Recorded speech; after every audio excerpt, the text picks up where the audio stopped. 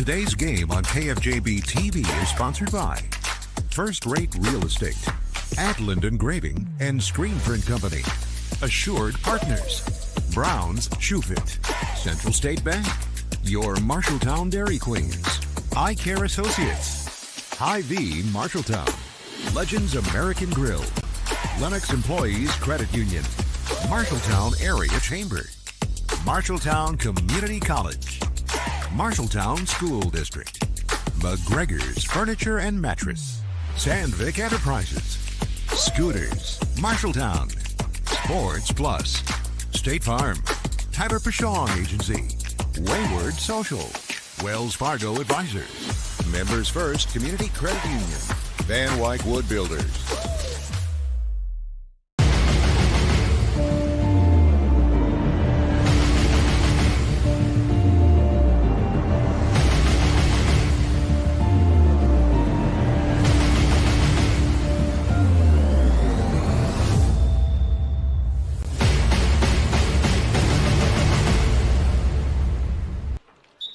Welcome to Fort Dodge. Brandon Lewis Dillados alongside me. The girls' game going right now. 19-17 is our current score. And good to be back with you, Dylan. After last night, Bobcat ladies were on the road at Grinnell. Suffered a tough loss last night. Your thoughts on that one, as Grinnell is now 4-0 over the last 4 years. Yeah, it came all down to that first half, the offensive efficiency.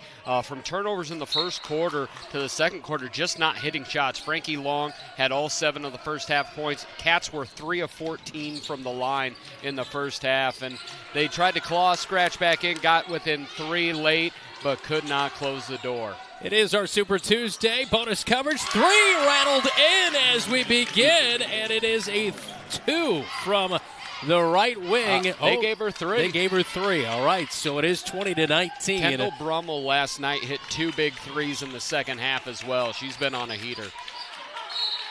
Brummel get in the mix there, getting a tie-up with LJ Mail. A timeout on the floor on a Super Tuesday with 3:59 to go in the third quarter here on KFJB-TV. We'll keep it right here with this timeout on the floor. So last night, obviously, a tough loss. Dropped to 9-6 on the season. They match up against 6-9 Dodgers here tonight. And these two teams met back in the Roundhouse back in December. It was a victory for the Cats. But this is a place where it all started a year ago. Yes. Kinsley Bowie hit a big shot in the paint. Gave the Bobcats a win that night, and then also kind of propelled them into postseason play, and I felt like kind of helped propel them into this season so far. This is a much-needed victory on the road here tonight. Yeah, I feel like the win here last year kind of knocked off, that defeated feeling when you play a Fort Dodge, a Mason City that you've lost to so many times in a row. Once you get that one win, everything else is possible, especially this is a team where LJ Mail just took over the all-time leading scoring record for Fort Dodge. But outside of her, she has to kind of facilitate everything. And the Cats, really, I think they were able to find that and say, you know what, we can compete. Not only can we compete, we can come on the road and get a win. I think that might be Bella Lee, who's down on the basketball. You're watching bonus coverage of the girls' game on KFJB-TV.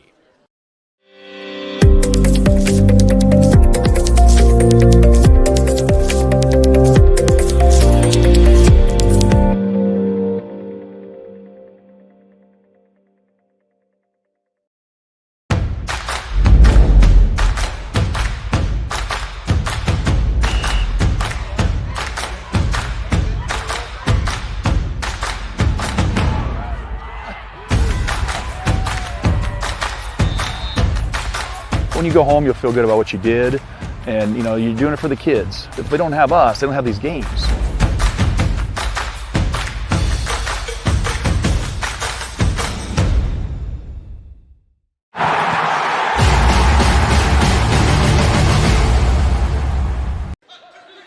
Addison Lynch was injured on the play and a tie-up down low, and 20-19, Bobcats leading. Thanks so much for joining us on News Talk 1230 AM, 93.9 FM, and right here on KFJB-TV. So 3:52 to go in the third quarter. Cats by 1, and it is Bobcat basketball. Heitman in the backcourt gets it up to Amara Johnson, tipped at midcourt. Turnover LJ Mail, left wing. She'll pass it back to the top of the key. They go down the right side. Kick it back out to Mail. Top of the key, three. Straight on. Skims off the right side of the iron. Fort Dodge saves it from going out of bounds. Lloyd comes up with the basketball. Work it back to the top of the key. Is checking in is Bella Lee. Lee comes away with a loose basketball. Down the right side, she traveled with it. Kind of got caught up. There was somebody, a Bobcat kind of stepped in the way, and that made her travel. Turnover, Bobcat basketball with 3:25 in the third.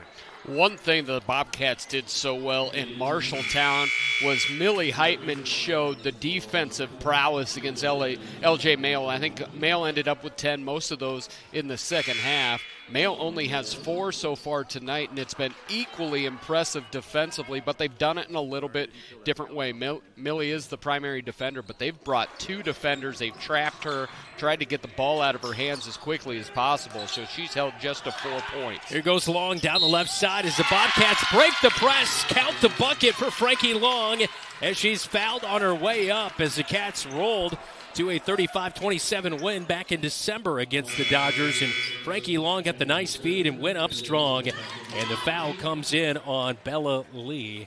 Right there, that'll be her first foul of the night for the Dodgers here in this third quarter. That is their second team foul. So Frankie Long at the free throw line for the and one. It's going to be a little bit too strong off the back of the iron, as it's been a little bit of a struggle for Frankie Long at the free throw line this season, just shooting it at 46% from the stripe. In the front court, the Dodgers will go to work. LJ Mail has it picked off. They were going to her at the top of the key. Here goes Heitman down the left side. Layup good on the fast break. And the Cats extend their lead by 5 now on the road. And you wonder why Mail doesn't almost try to strip that one to put them at the line. Cats do not shoot the basketball well from the line. Millie shoots it as well almost as anyone. Georgia Jansen, I believe, leads the team in free throw shooting, but she just kind of gave up at the end of that play. LJ Mail forces the issue down to the right block. She draws a foul on Millie Heitman. I believe is who they ruled. No, Kinsley Bowie is who they ruled a foul on. Mail, a 67% free throw shooter on the season, misses the first one with 2:46 on the third quarter clock. So the Dodgers come in at 6-9. Bobcats are 9-6. Second free throw by Mail is dropped in. That's the first point for the Dodgers here in the second half. Oh, a little spin on a layup attempt by Mara Johnson. Misses it. Frankie Long with the rebound. Putback is no good, and now a foul inside. And it looks like the foul got to come in on the Dodgers. Grace Nichols. And Grace Nichols will pick up her third foul of the night down there on the left block. Frankie gathered the rebound in and then tried to go back up, and she was held on the arm. So, third team foul on the Dodgers with 2:34 to go in the third quarter. Heitman near side corner, dribbles out, free throw line. Now down the right side of the paint. Wow, blowing past 2 Dodgers on her way for a bucket. Put the Cats up 26-20. And you love that off the bounce. I think Millie just took one extra dribble instead of create for others and got right to the rack. Mail free throw line jumper to answer it. Rattles home. A little friendly roll at home for Mail. 4-point game with just about 2 minutes to go in the third quarter. Amara Johnson up the near side into the front court. Gets past a couple Dodgers, stops, gives it back to a trailing Heitman, now to Jansen, and they try to give and go. Brummel threw it away. And they absolutely telegraph those passes because they stare and watch the defender. Doster got the turnover, fed it up to Grace Nichols, and she took one too many steps going into the paint at the free throw line. Turnover back to the Cats, 1:47 third quarter. I love the energy in which Brummel plays, but on those plays where you're watching the cutter, they know they've seen that play all night long. You've got to fake the chest pass and bounce low or vice versa to get that one through. Mara Johnson will catch the inbound with backcourt pressure being put on by the Dodgers. Johnson picks up her dribble. Now gets it to Heitman, now to Jansen at the top of the key. Down the left side, she's shut down.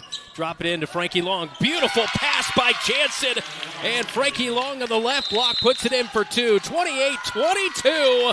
Fort Dodge will take a timeout with 1:29 to go in the third quarter on KFJB-TV.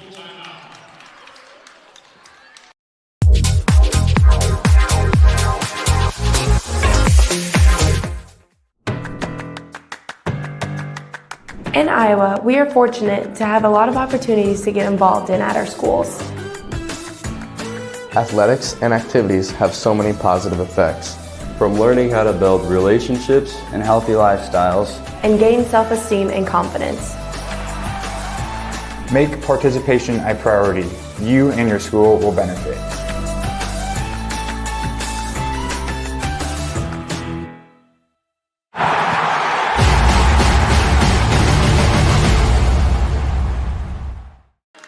Welcome back to Fort Dodge. Take a look at the last play on the Tyler Pashong State Farm replay. Jansen worked it to the near side corner, and then she had a beautiful pass to Frankie Long as she beat LJ Mail on the play, Dylan. That's a beautiful entry pass. Also a great post up. Frankie put LJ Mail on her top side, right on her hip, and Georgia just put it right where she could go straight up into her shooting motion.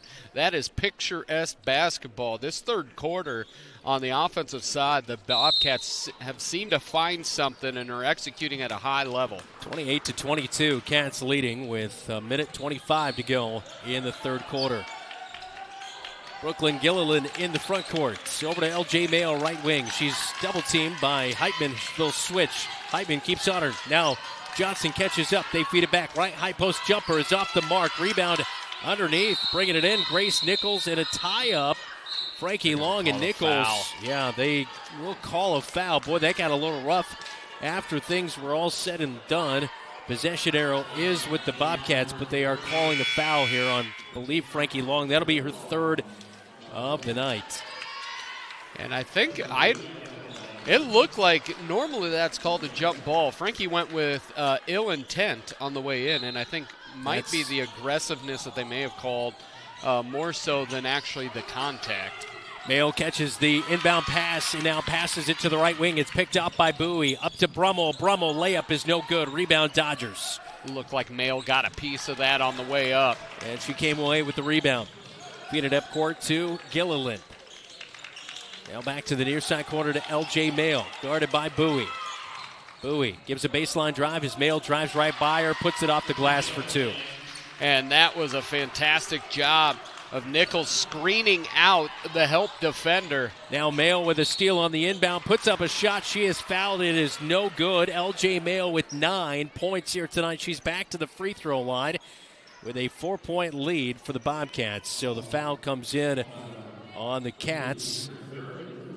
And that's on Jansen. That was one they had held Mayo to 2 points as she makes the first one here. 2 points until the last shot of the first half, and so she has 6 in this quarter. And this is a big thing where Frankie picking up that third foul on a kind of a ticky-tack. Now she's on the bench. Cats have struggled without her on the floor. Meanwhile, Mayo knocks down both free throws. 2-point game, 28-26 as we wind down the final seconds. Shot clock is off here in the third quarter. Brummel left wing.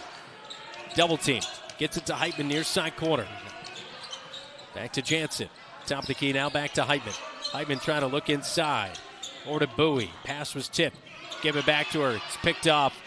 Bowie threw a turnover to Gilliland. Gilliland pushes it up court with 4 seconds to go.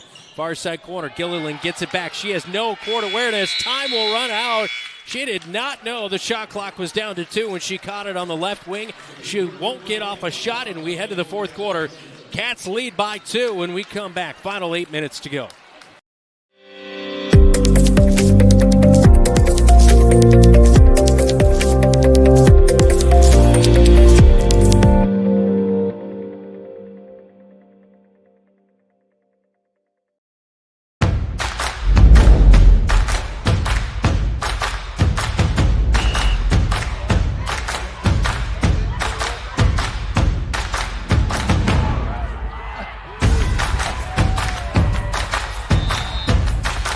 When you go home, you'll feel good about what you did, and you know you're doing it for the kids. If they don't have us, they don't have these games.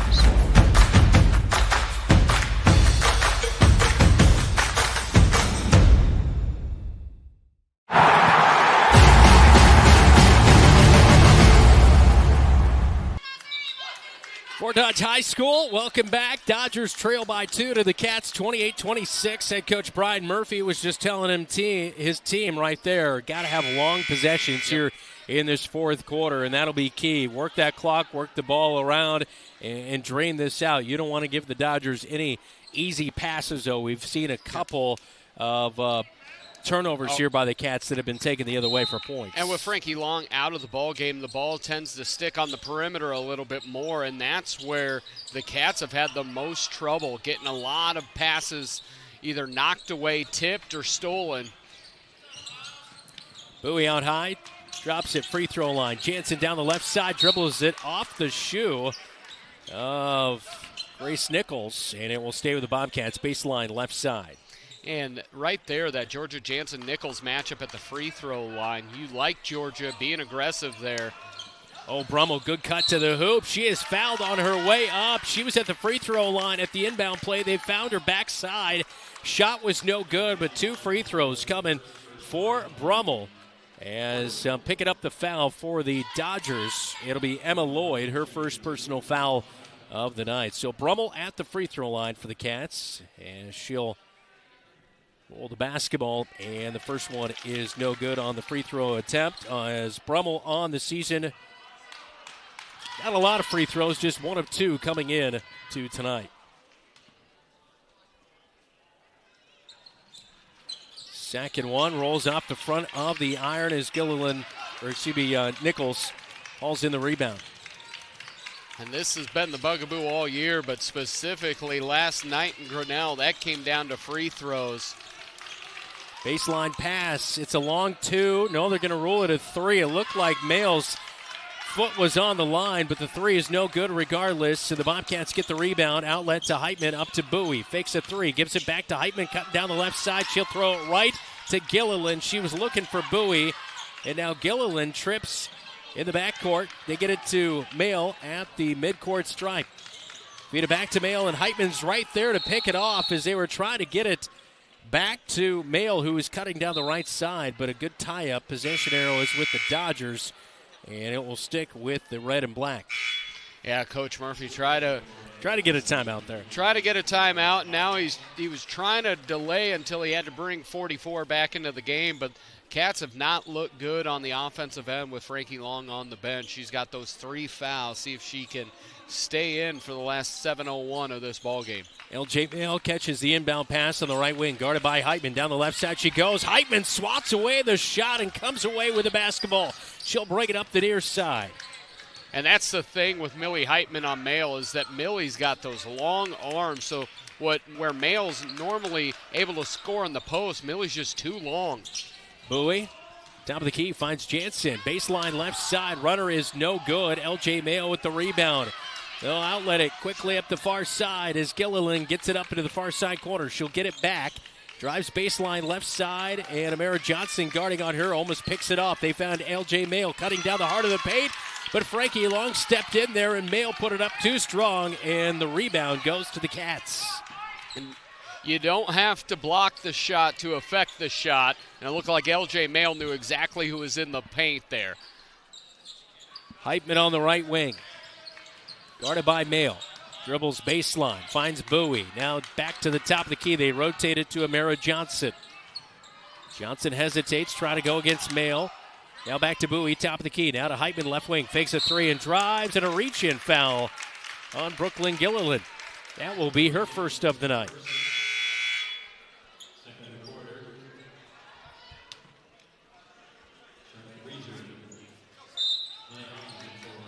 And it looks like with that, 5:49 to go in the fourth quarter before the inbound play. We'll take a timeout, 28-26. A little bit of a stalemate here to begin the fourth quarter between the Cats and the Dodgers on KFJB-TV.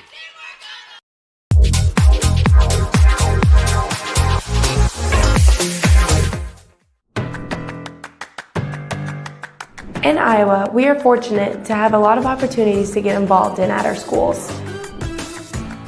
Athletics and activities have so many positive effects, from learning how to build relationships and healthy lifestyles, And gain self-esteem and confidence. Make participation a priority. You and your school will benefit.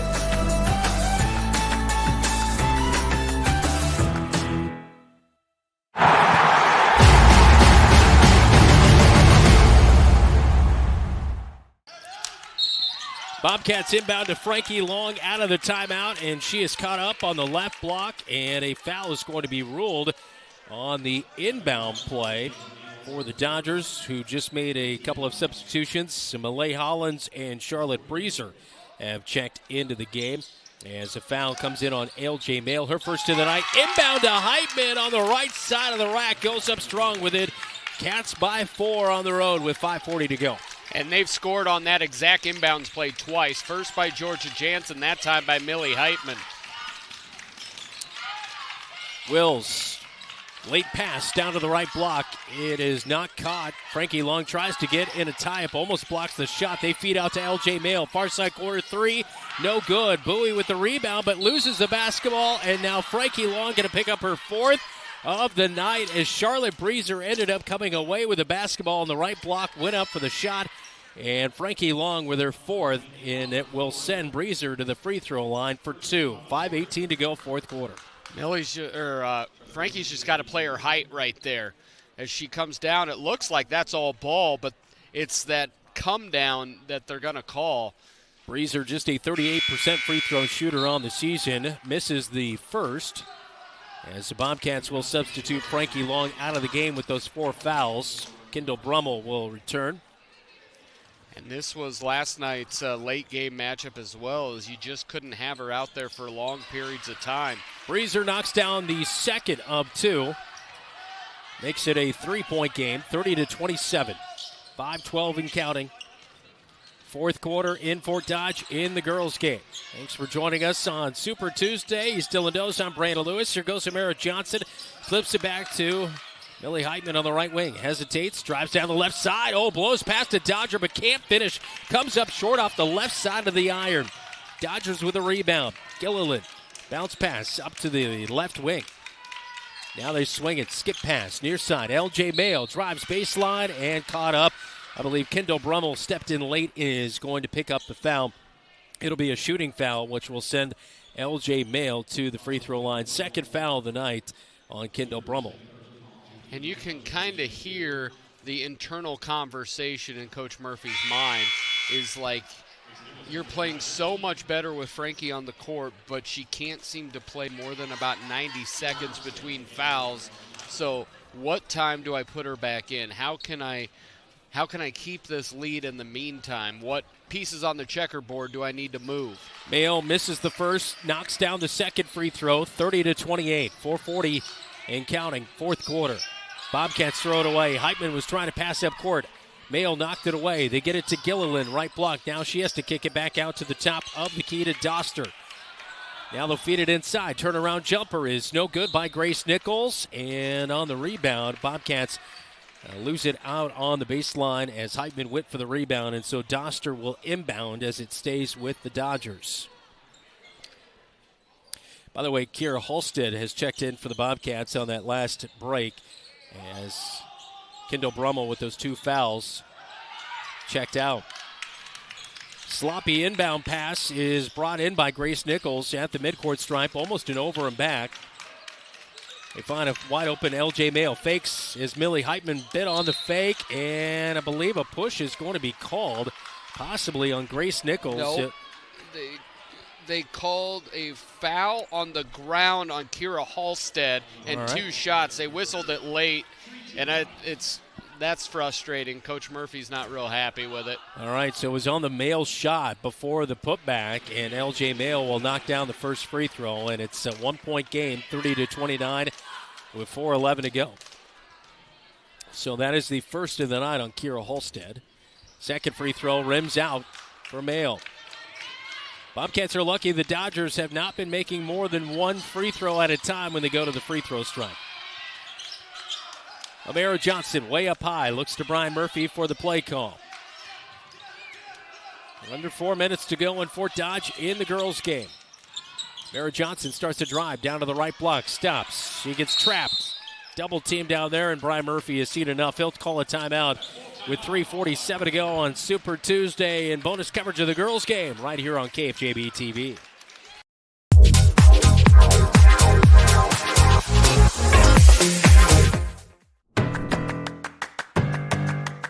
In Iowa, we are fortunate to have a lot of opportunities to get involved in at our schools. Athletics and activities have so many positive effects, from learning how to build relationships and healthy lifestyles, And gain self-esteem and confidence. Make participation a priority. You and your school will benefit.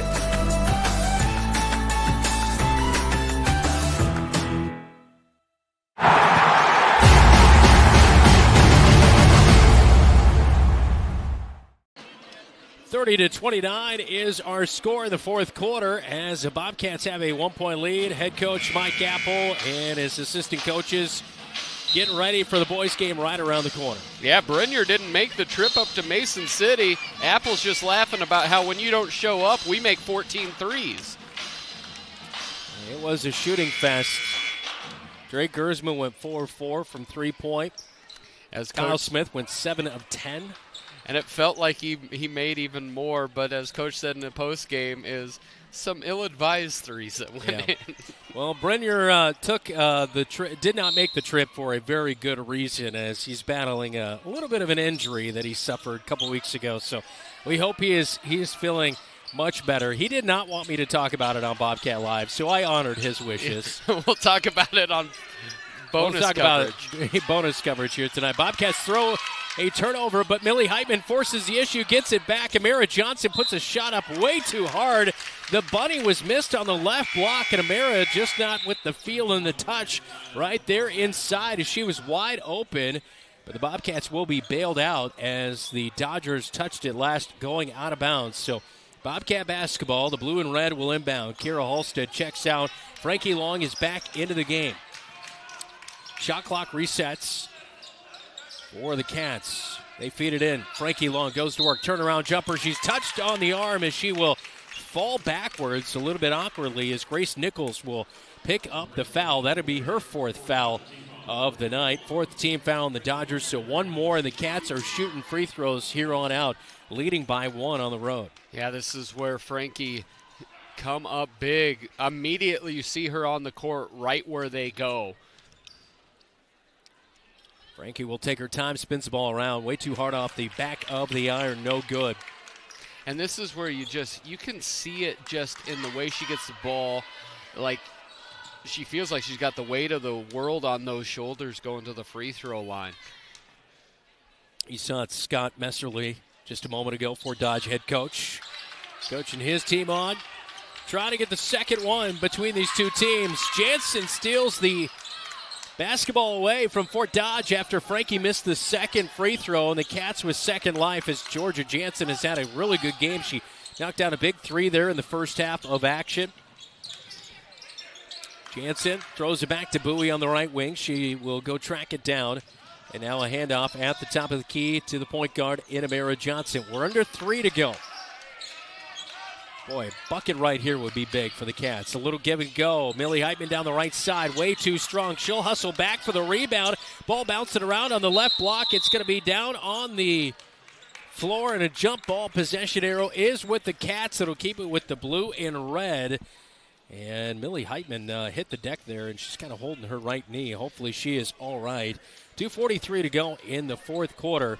But things getting very physical inside here as a couple of jumpers missed by the Bobcats, and scrums have been ensuing here between these two squads. Well, I think we're lucky because I don't think the shot clock should have re-gone because I don't think Millie ever hit the rim and there was no clear possession.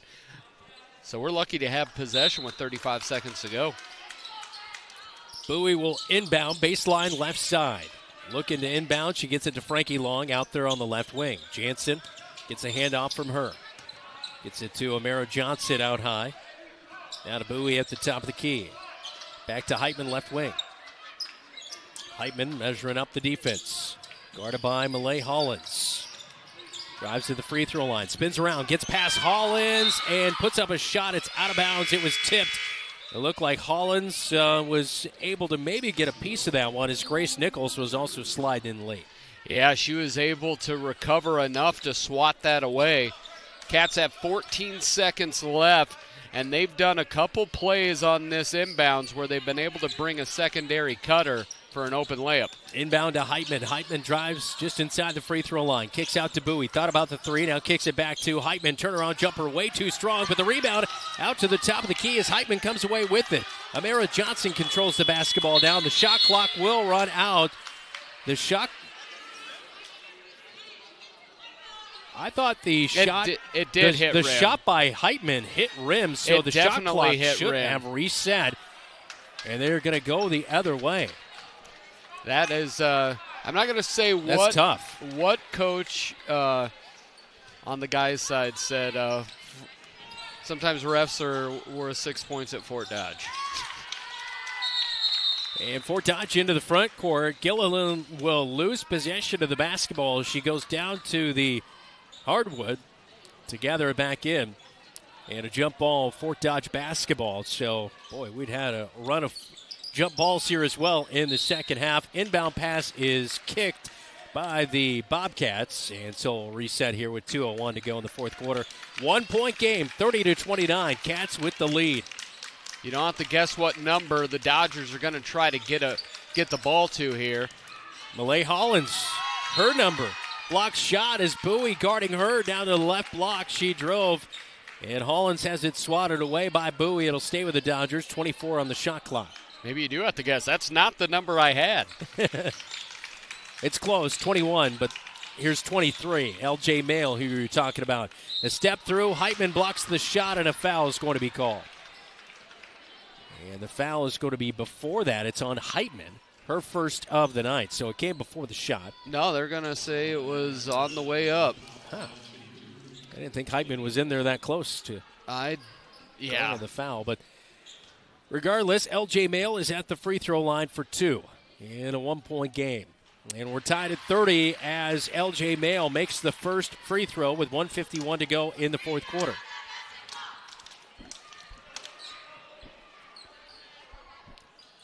Mail, second free throw, pops in and out. Georgia Jansen skies for the rebound. And Jansen is fouled in the backcourt by LJ Mail, her second foul of the night. She has 14 points here tonight. That's the fifth team foul, so free throws here for Georgia Jansen, and this is who you want at the free throw line. So far this year, she's been very good at the stripe, and so far tonight, Georgia Jansen with 7 points for the Bobcats on the season for Georgia Jansen at the free throw line.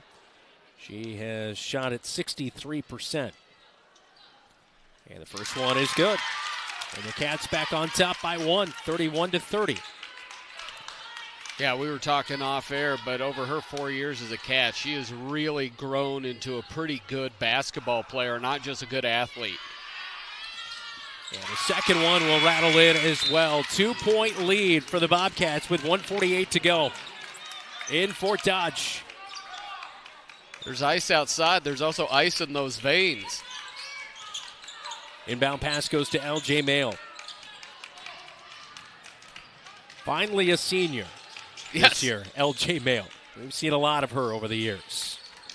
Gilliland feeds over the right wing three, is off the back of the iron. No good for Doster. Cats come away with a rebound as Heitman will bring it up the court. Over to Amara Johnson. Top of the key, she'll settle in. Head coach Brian Murphy barking out the signal here for the play call. Feed over to Heitman, wide open for the three. Did not take it. They're going to try to work the clock here. Amara Johnson thought about the three. She was open as well. Now to Jansen left wing. Feeds it back to Heitman. 12 seconds on the shot clock. Johnson dribbles. Jansen feed inside to Heitman. Feeds it late to Long, and Long goes up and strong, and Grace Nichols' night is done. As Nichols will commit her fifth foul of the night as Frankie Long went up for the bucket. And just slide in late. Nichols picks up the foul. That was a great catch by Frankie Long. She had to scoop that off her shins. That was a great catch. I did not see that from Malay Hollins, but it's actually on Hollins, her second of the night. I thought that was all Grace Nichols, who was bodying up on Frankie Long. Frankie Long misses the first free throw, 1:03 to go. And the second free throw will come. What do you think it is for Frankie? I think a lot of it's mental. You could, if you just because her form does not look bad. No, it's too strong off the back of the iron. I like a little bit more lift on the shot. But also, I think a ton of it's just mental because you can see it immediately in her face. Yeah. When she is not at all confident she's making it going up there. She doesn't want to be there. No. No. Yeah.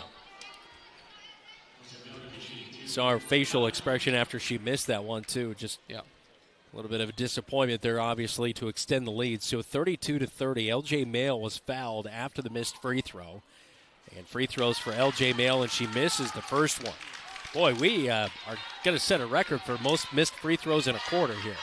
I think we set that last night. Second.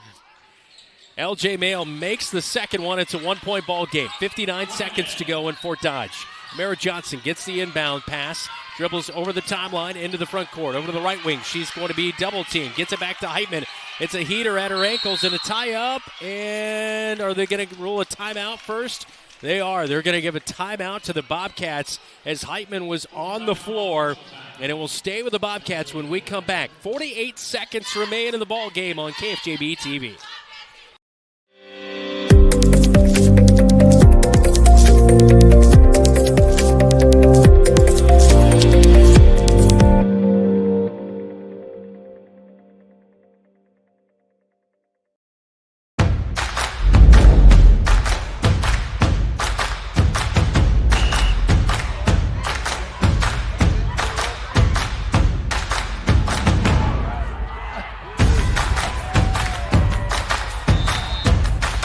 When you go home, you'll feel good about what you did, and you're doing it for the kids. If they don't have us, they don't have these games.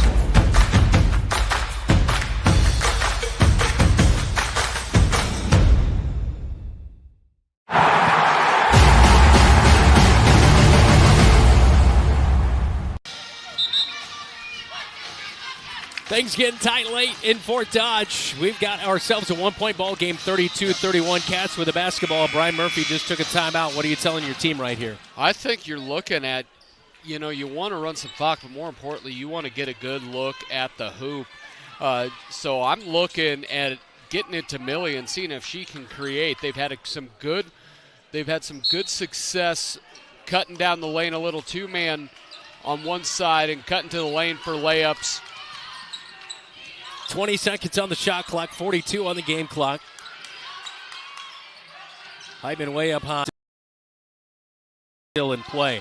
Mara Johnson, fader on the free throw, comes up way short on the jumper, but Heitman catches it and puts it off the for two. 34-31, three-point lead with 24 seconds to go. Mara, not a great shot whatsoever, but Heitman, very good court awareness to find that basketball and put it back. Well, like I said, you play a little bit of that two-man, you get a cut down the lane for the layup. That they were just doing it a different way. It was the missed shot. It was the air ball instead of the traditional pass. But, yeah, it was a little step back, not a great shot. But Millie Heitman, a great job of not only positioning herself but reading the track of the basketball, catching and putting it up. That's a huge, huge bucket, putting them up three. Did you feel like last night when they lost to Grinnell, it had more to do with the height and the players rather than, you know what I mean? First quarter specifically was the worst offense I've seen us play all year. Like it was completely disjointed. We turned over the basketball about 8 times. Second quarter, they got some good looks. Nothing went in. They cut down on the turnovers. Second half, they were much, much better, but they had dug such a hole, so it really came down to really, really struggling in half-court sets there in the first half. Well, definitely a good response here on the road. Yeah, I thought this third quarter, the execution in that third quarter from going down 19-17 up to 28-20 was one of the better offensive stretches they've had this year. Fort Dodge will get into the front court. We're down to 15 seconds to go. Way too much time coming off the clock for Fort Dodge. Down by 3. They'll take a 3 from the far side corner. It's no good. A scrum on the floor and a jump ball. It's Bobcat possession. And Mara Johnson got in the mix down low, as I believe that was it was Bella Lee who went for the rebound and was not able to get the basketball. So Bobcat basketball here with 8.6 seconds to go. Frankie Long will get the inbound pass, and she'll be immediately fouled and head to the free throw line. in a 3-point game, 7 seconds to go after the inbound play. And the foul will come in. And is that on Ellie Doster? It is, her second of the night, as it sends Frankie Long. It's been a struggle for her, but she puts one of these in, and that'll seal the deal as she has 2 free throws coming. And she aggressively went and got that basketball. With Nichols fouling out, no one out there matches her size. She just went up, got it, ripped it out. Frankie off the back of the iron, no good. Yeah, I say just from a form piece, I like a little bit more lift off of that, but you can just tell after every miss, it's hopefully, you get away, you get a win, you can kind of breathe a little bit, have some success, but if she can get this one right here, all the misses go away. 2 dribbles, rolls the ball around. This one off the back of the iron. Rebound brought in by the Dodgers as Grace Nichols hauled that one in. 5.8 seconds to go at a timeout on the floor. And after the first missed free throw for Frankie Long, I think it was Georgia Jansen she was talking to. I think I'm an okay lip reader. Yeah. I think she said, I don't know what's going on. That's what I thought I saw as well. Is like she's as perplexed as anyone. Well, it's one of those things. You still have some games down the line here and some practice time in the gym. Bobcats will be off until Friday. They'll travel to Waterloo East. Yep. That'll be another tough game. That one game down to the wire. Bobcats forced Trojans into overtime as Heitman hit a nearly half-court shot to send that game into OT. Yeah. But this one got to take care of business here. Up by 3 as we have what? They don't have it on here. What are we down to? 5? 5.8? 5.8.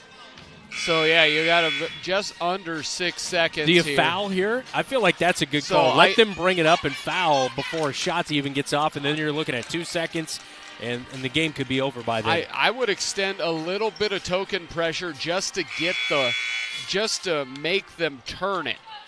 And then I'm with you. I foul in the backcourt somewhere. Allow a couple seconds to get off. Hollins will inbound on the baseline. Finds L.J. Mail. Mail will bring it up the floor. Heitman guarding on her. Tips away a pass up court. There's 0.9 seconds to go. And that might do it as they'll have one opportunity, but it's got to be a very quick catch and shoot. And on the far side, it'll be Doster to inbound as the ref moves one of the music stands over there for the pep band. Doster will inbound. She'll look. Gilliland 3 as she heaves it, and it's off the front of the iron. No good. And the Cats escape. That was a little bit closer than you would like. No, it almost looked like a soccer throw-in. It did, yeah. And then that thing almost went. Bobcats win and go to 10-6. They're now 4-2 in conference play. Big win on the road here tonight in the Iowa Lions Conference. With as many struggles last night that it didn't seem like they didn't make the bus trip until sometime late in the first half as we get the W there for the win camp. Tonight, they came out defensively very aggressive. Second and third quarter, I thought they got some offensive things going.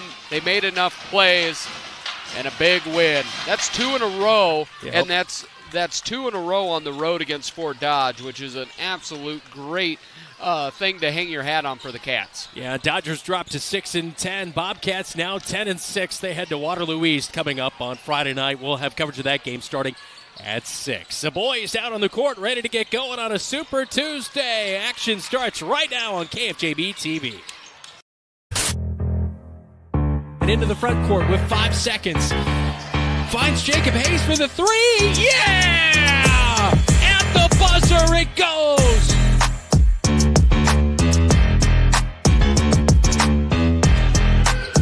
House flips it underhand to Kyle Smith. Wide open splash. Knocks it down near side. Here goes Hayes down the right side of the paint. Count the bucket. Yeah. Down to Gersma. Top the key as he had nothing going. Gersma inside. Scores the bucket.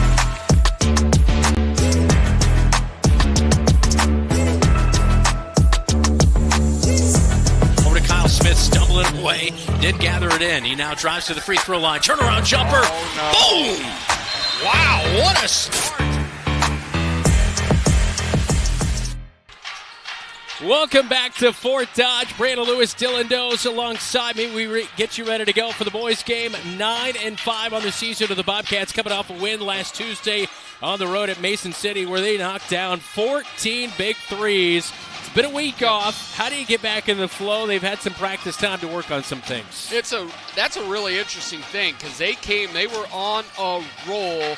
I think it all starts with playing within yourself. You want to get this game, get a good flow, get a bucket early. But I think the big thing is you didn't have a Drake Gersman this matchup earlier this year. He took that night off, and he did such a great job of controlling the pace at Mason City. He had a season-high 24. I think a lot of it all starts right there.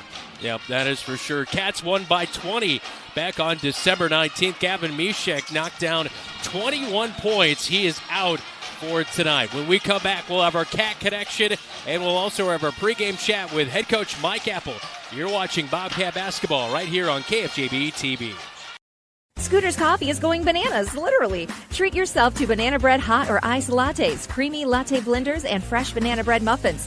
Need something refreshing? Sip a berry spritz soda, light, bubbly, and perfect any time of day. Craving cozy? Try salted caramel waffle lattes, hot or iced, or a smooth sea salt caramelicious as a latte, cold brew, or blender. And don't forget the French toasty sandwich, warm, sweet, and satisfying. Plus, Cinnalicious drinks are here for a limited time. Scooter's Coffee, amazing people, amazing drinks, amazingly fast.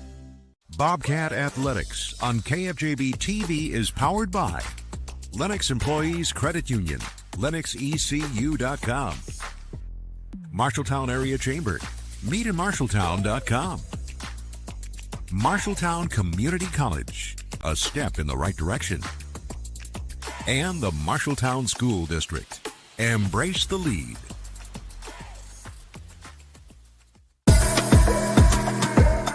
The Cat Connection, powered by State Farm, mtownproud.com.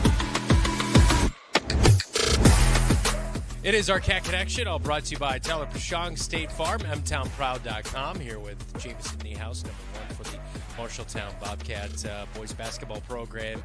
Jameson, tell me a little bit about your transition. We talked a little bit about on Bobcat Live for those who maybe didn't see that. We talked a little bit about your recovery process, but I want to know about what's it like when your teammates have played a month of basketball and you're getting in there for the first time. How was that, kind of getting back into the mix and feeling the flow of the game? I mean, during practice, I stayed focused a lot and really just watched a lot. I don't know. I'd get as close as I could, try to help out here and there. There wasn't much I could do. Yeah, you were probably getting that itch to get back in there, and then you finally did. And what was that feeling like for you to finally get out there? And now you've been going a few weeks on that knee. How's everything kind of feeling and feeling more confident in it? Yeah, I feel more confident. I mean, it hurts from time to time. It's going to be like that, though, for everything. Yeah. But I definitely feel better. That's good to hear. Is this kind of one of your more major things that you've experienced in your youth as far as injuries and things like that? No, I tore my ACL my 8th grade year, so this is pretty minor compared to that, to be honest. Yeah. How was that in middle school? Because I hear so much about the high school recovery as far as players, getting checked out and rehabbing and all that. How was that at the lower level? I mean, it was scary, but it allowed me to do other things, especially in Millard. There's so much more stuff to do. There's not a lot of pressure, I would say. Mm-hmm. So I don't know. I felt like I had a good experience compared to what I've heard. That's good. All right, so basketball going on right now. We know you're involved in football. What else are you doing throughout the school year? I'll probably do track. I normally do it for a little bit every year and see how it goes. That's Tyler England told me he had never finished a football season healthy, and so I saw him during track season, and he was over there riding the bike, and I said, "You better take it easy. We got to have you healthy." But how much does track kind of help you on that football angle? Because we see so much crossover with football guys going out for track, trying to work on their speed. Yeah, from my freshman to my sophomore year, I definitely got a lot faster. And then sophomore to my junior year, I for sure got faster. Times increased. All my weight went up. It just staying consistent with the weight room helps too.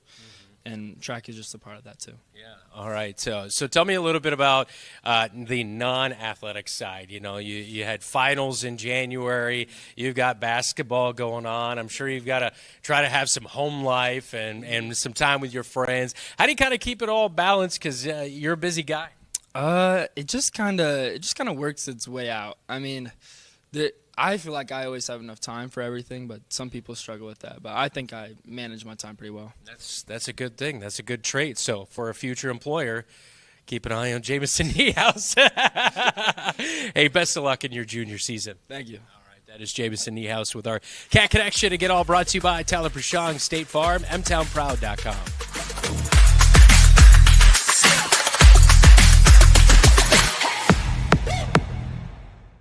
From the 2018 tornado to the 2020 derecho, Marshalltown has faced adversity, but our community has become stronger and M-Town proud. At Tyler Prashong State Farm Agency in Marshalltown, we have options for home, auto, life, and business.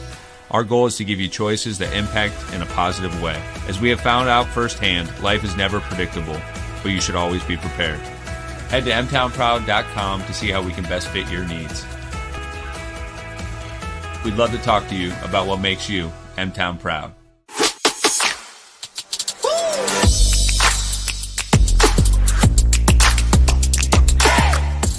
Back in on the countdown to tip-off. It is the Bobcats and the Dodgers coming up in just a little bit. Now joined by head coach Mike Apple. Coach, I haven't seen you for a week. How's practice and everything been going on that end? Been really well. Just talking about kind of just stacking days and continue to get better and better. And our guys have, done a really good job of working extremely hard, been focused, challenged each other, competed in practice. So really pleased with the 3 practices we've had here, 4 practices. Sorry, trying to do the math here. We didn't practice on Friday. But yeah, they've been really, really consistent there. Of course, last Tuesday night, a superb game by your team, especially on the offensive end. I mean, defense was really good. You locked up Ty Sanchez-Evans. He only had a couple points. But on the offensive end, Kyle Smith went 7 of 10 from 3 en route to 21 points. And then our athlete of the week this week was Drake Gersma, 24 points. He went 4 of 4 from 3, 4 of 4 from the free throw line. Right now, feeling that groove. How locked in do you feel like your guys are? Yeah, it's great to see that from Drake. Just his confidence continues to grow and grow, and he's shown that a lot in practice these past few practices as well. And Kyle's gotten into a really good rhythm and taking good shots and finding ways to get open and looking to score it. So that's huge. And, just kind of putting all those pieces together while, battling through a little bit of injuries with obviously Lars being out here, and Gavin's been out the past couple of days. So just – on top of, our normal guys and our rotation, some other guys being ready and being prepared. And that's why it's important for everyone to stay consistent with what we're doing and knowing what we're doing and being ready to go. Yeah, Lars Schoenfelder with a shoulder injury last week against Mason City. How does that kind of affect your rotation coming off the bench?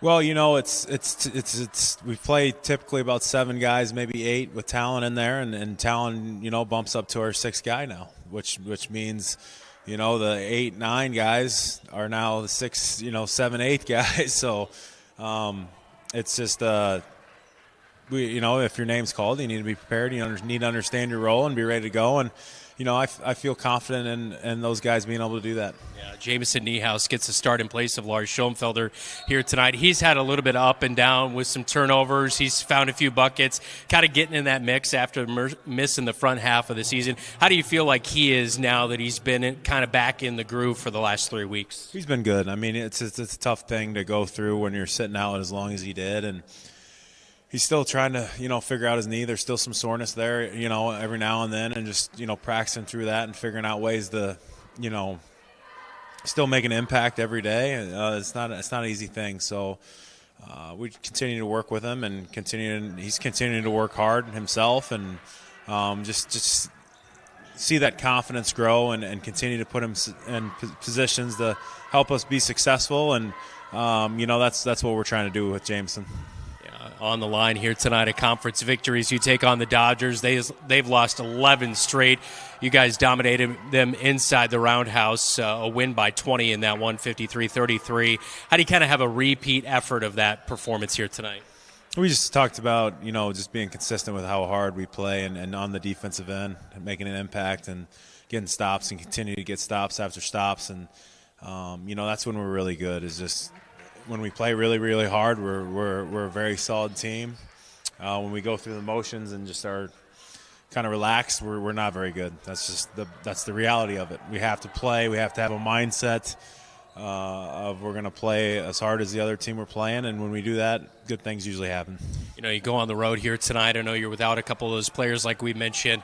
I can't help but think of getting a little bit worn out in the second half, and that was the game last year in this one. Your team kind of wore down along the lines. You had a big lead against Fort Dodge. They worked their way back in, forced overtime, got the win. Is that a little bit of the message there, too, to your guys about finishing this one out? Yeah, that's something we definitely talked about, in our scout before we left. Is they beat us here last year. That was a win we should have had, and they got us. They're going to be excited to play us. They're going to, play hard like they always do. We have to be prepared and ready to go. Good luck tonight. Yep, thank you. All right, that is head coach Mike Apple on our pregame chat on the countdown to tip-off. Coming up, our starting five for the Dodgers and the Cats. It's a Super Tuesday here on KFJB-TV. You're an empty nester closing in on that retirement property. Chances are your plans didn't include mom moving in, but life happens and you do the right thing. Wells Fargo Advisors can help. For more than 125 years, we've created wealth management and investment strategies aimed at achieving our clients' personal financial goals. When retirement means caring for yourself and a loved one, turn to Wells Fargo Advisors. Together, we'll go far. Wells Fargo Advisors is located at 14 East Southridge Road in Marshalltown. Call them at 641-752-5401. They're a member SIPC. Wayward Social is the place for fun. With 20 lanes of bowling, leagues for all levels, great food and drink options, an awesome arcade, there is a ton of fun to be had at Wayward Social for date night, family fun, or the company party with plenty of space for everyone. Visit Wayward Social on Facebook for updates on specials and live music. It is all on South 6th Street in Marshalltown. Visit wayward-social.com to start planning your group outing at Wayward Social, the place for fun.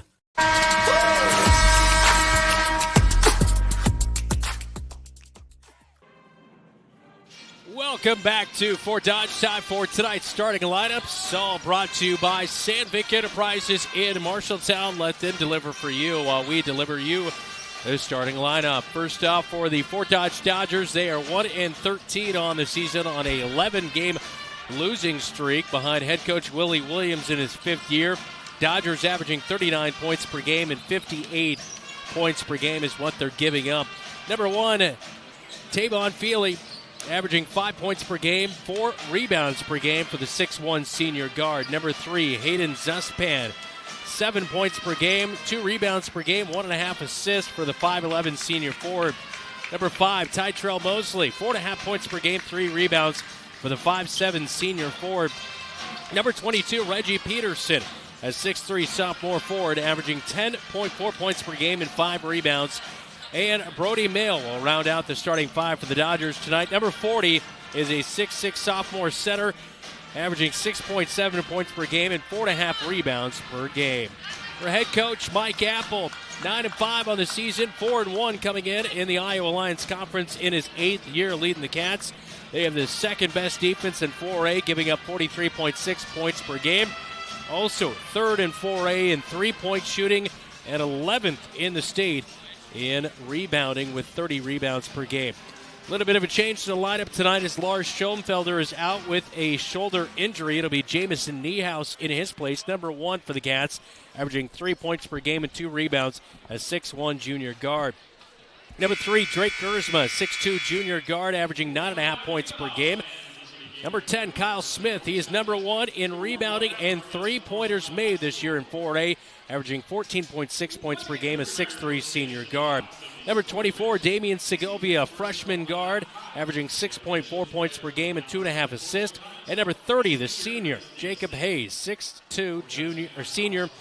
And so far this year, he's averaging 12.7 points per game and 4 rebounds.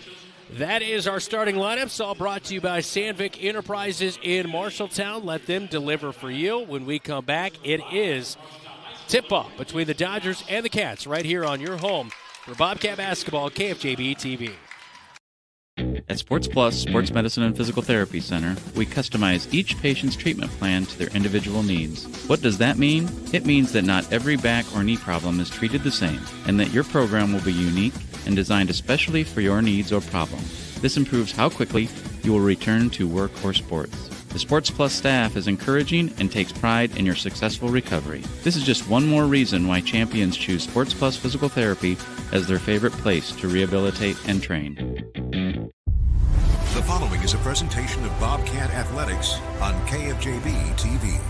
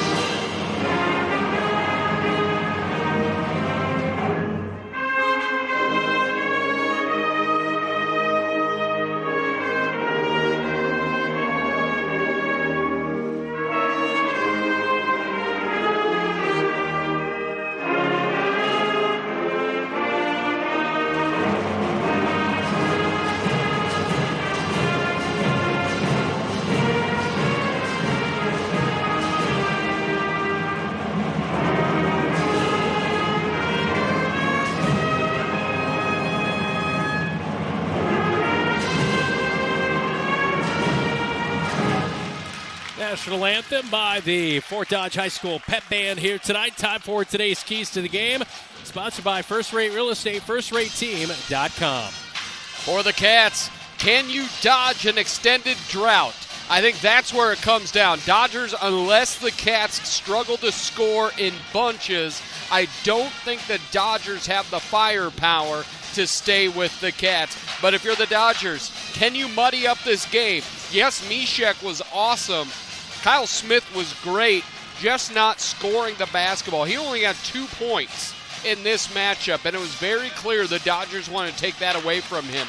If the Dodgers are able to eliminate him, muddy up the basketball game, that's how they're going to have a shot to stay in this ball game. That's your keys. Again, all brought to you by First Rate Real Estate. Jacob Hayes out to jump for the Bobcats in all blue here tonight. He'll face off against Brody Mail in all white for the Dodgers. 8 minutes on the clock, ball up in the air, and the Dodgers will win the opening tip as Reggie Peterson will go into the backcourt and gather the basketball in.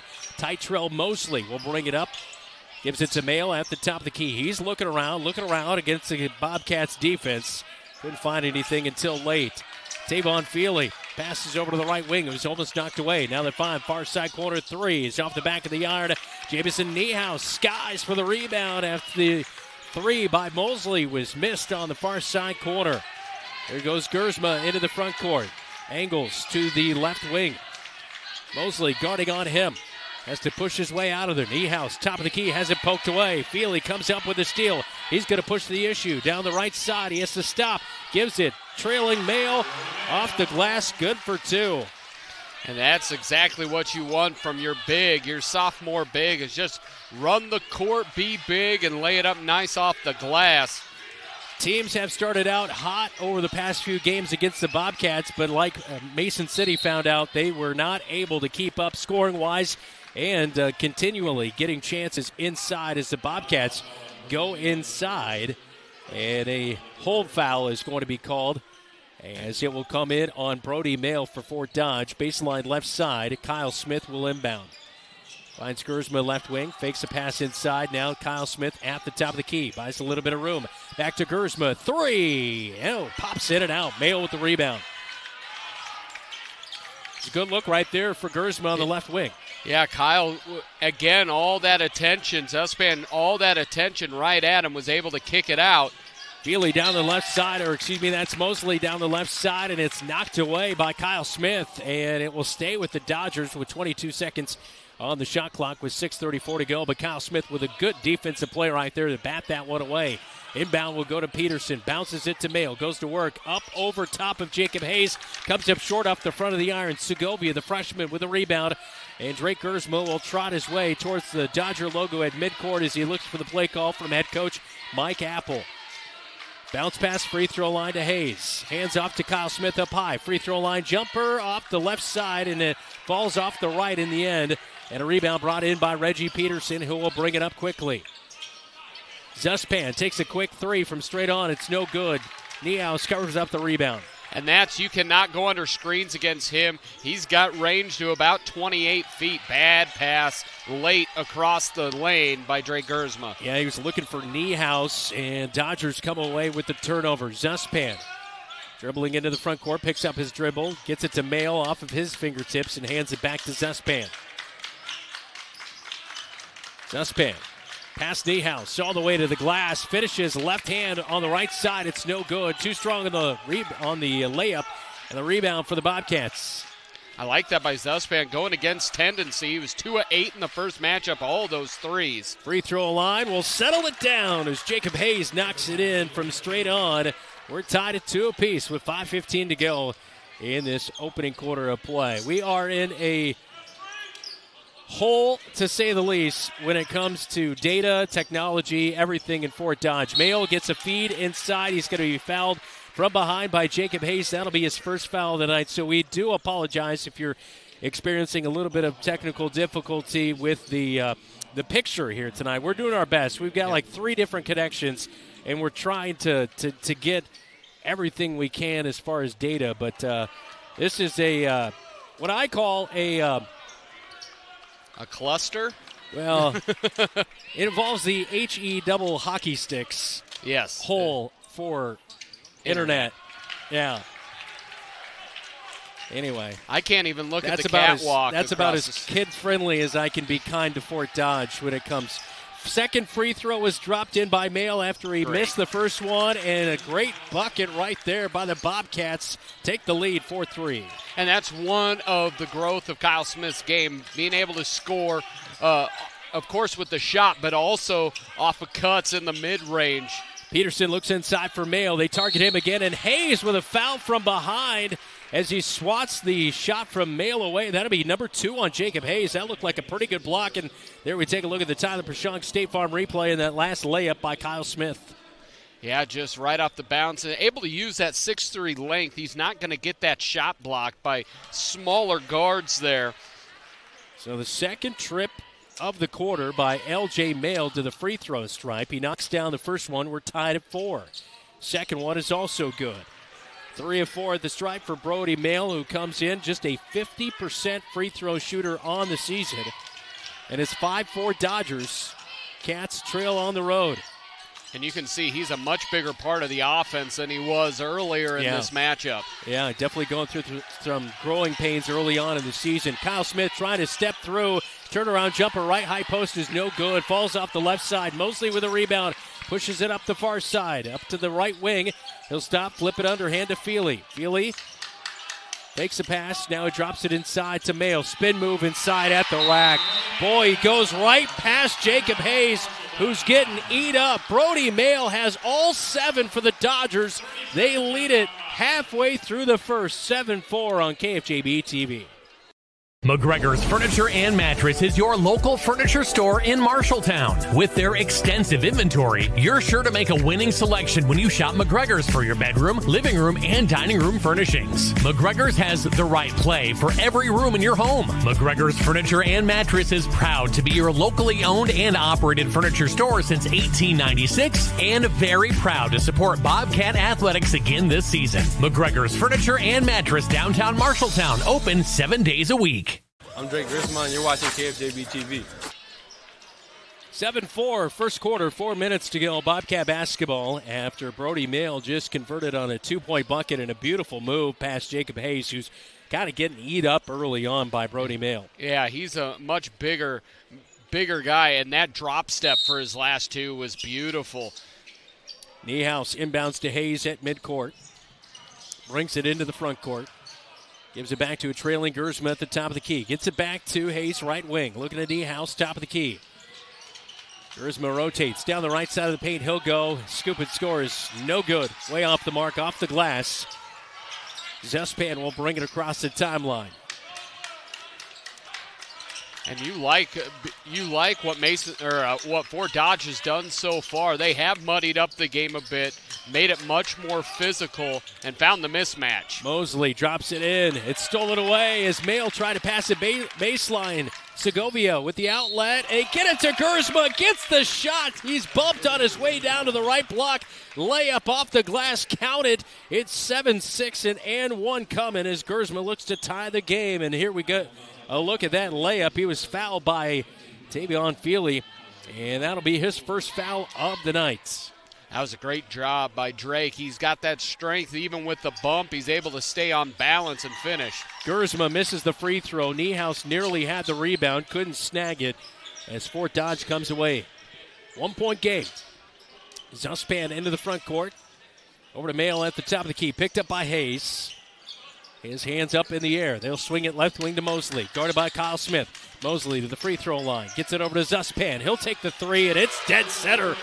Boy, Zuspan with a big three right there. He only shoots it at 29% from three. Not too shabby, but this team definitely not known for their three-point shooting at just 25% as a team coming in. They have the lead 10-6. And with any shooting, usually teams shoot about 10% better at home, no matter if they're a good or bad shooting team. Kyle Smith skims off the iron with his left wing threes. He bought a little bit of room over there. Can't get it to go. Is Mosley up the far side. Swings it to Zuspan, left wing. He was looking for the three. Segovia picks him up. A little reset at the top.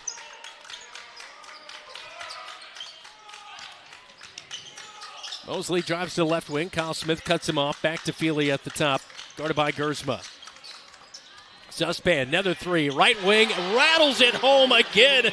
Zuspan with 6. It's 13-6. Dodgers as we approach 2 minutes to go, opening quarter. It's the same action, and Damian Segovia has been a full step late on both of them. You got to get out there. Payne opens up for Gersma, drives inside. He is touched on the arm. The layup falls off the right side of the iron, and it's 2 free throws coming for Drake Gersma, the junior point guard. Just there a moment ago, missed his and one opportunity. And then a run. 6-point run for the Dodgers, and of course it was Zuspan knocking down 2 big threes. Head coach Willie Williams for the Dodgers watches on as Drake Gersma knocks down the first one. Willie Williams in his 5th year as the head coach, and since we've seen him, something, maybe the ice got him, I'm not sure, but he's got a boot on the right foot. He's got one Jordan and one black boot from the medical supply company. Gersma knocks down both free throws. 13-8, 1:49 to go, opening quarter on Super Tuesday on the road in Fort Dodge. Peterson, top of the key, swings it over far side. Oh no, that is Peterson who got it. It was checking in Connor Jensen. Jumper's no good by Peterson. Back the other way we go. 90 seconds to go, opening frame. Gersma looking around. Looking for Segovia. He was cut off as Zuspan was guarding on him. Now to Kyle Smith, far side corner, has to jump way up and gather that basketball in. Free throw line. Kyle Smith stops, leaves it over to Hayes on the right wing. He'll drive down to the right block. He's contacted. No foul. Puts up the shot. Looked like there might have been a foul, but 4 points for Jacob Hayes on the night. It's a 3-point game.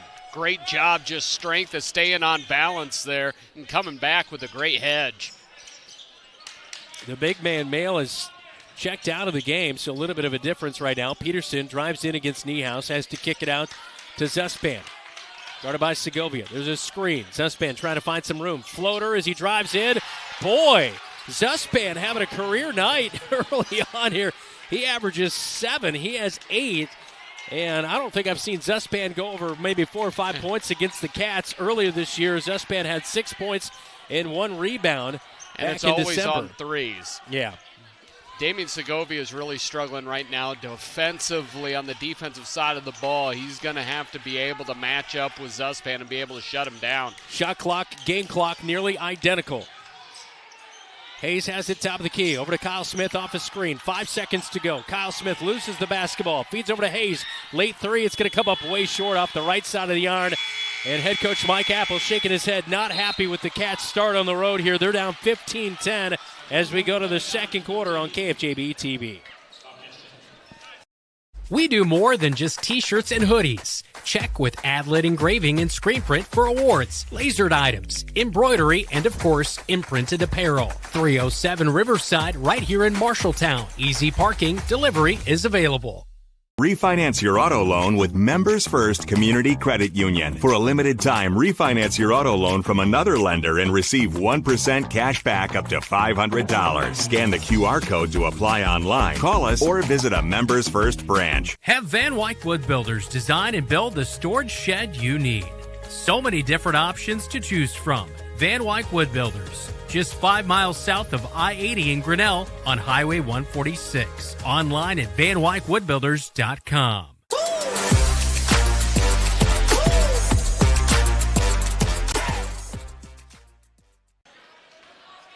Bobcats in an early hole after one quarter of play, 15-10.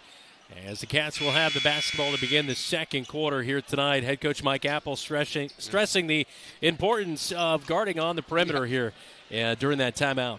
And we have struggled with it usually off of the bounce right there, but Zuspan's been really wide open. Same little action off a pick coming and to the extended elbows. Knocked down 2 threes there, and after he knocks down 2, just took Segovia off the bounce.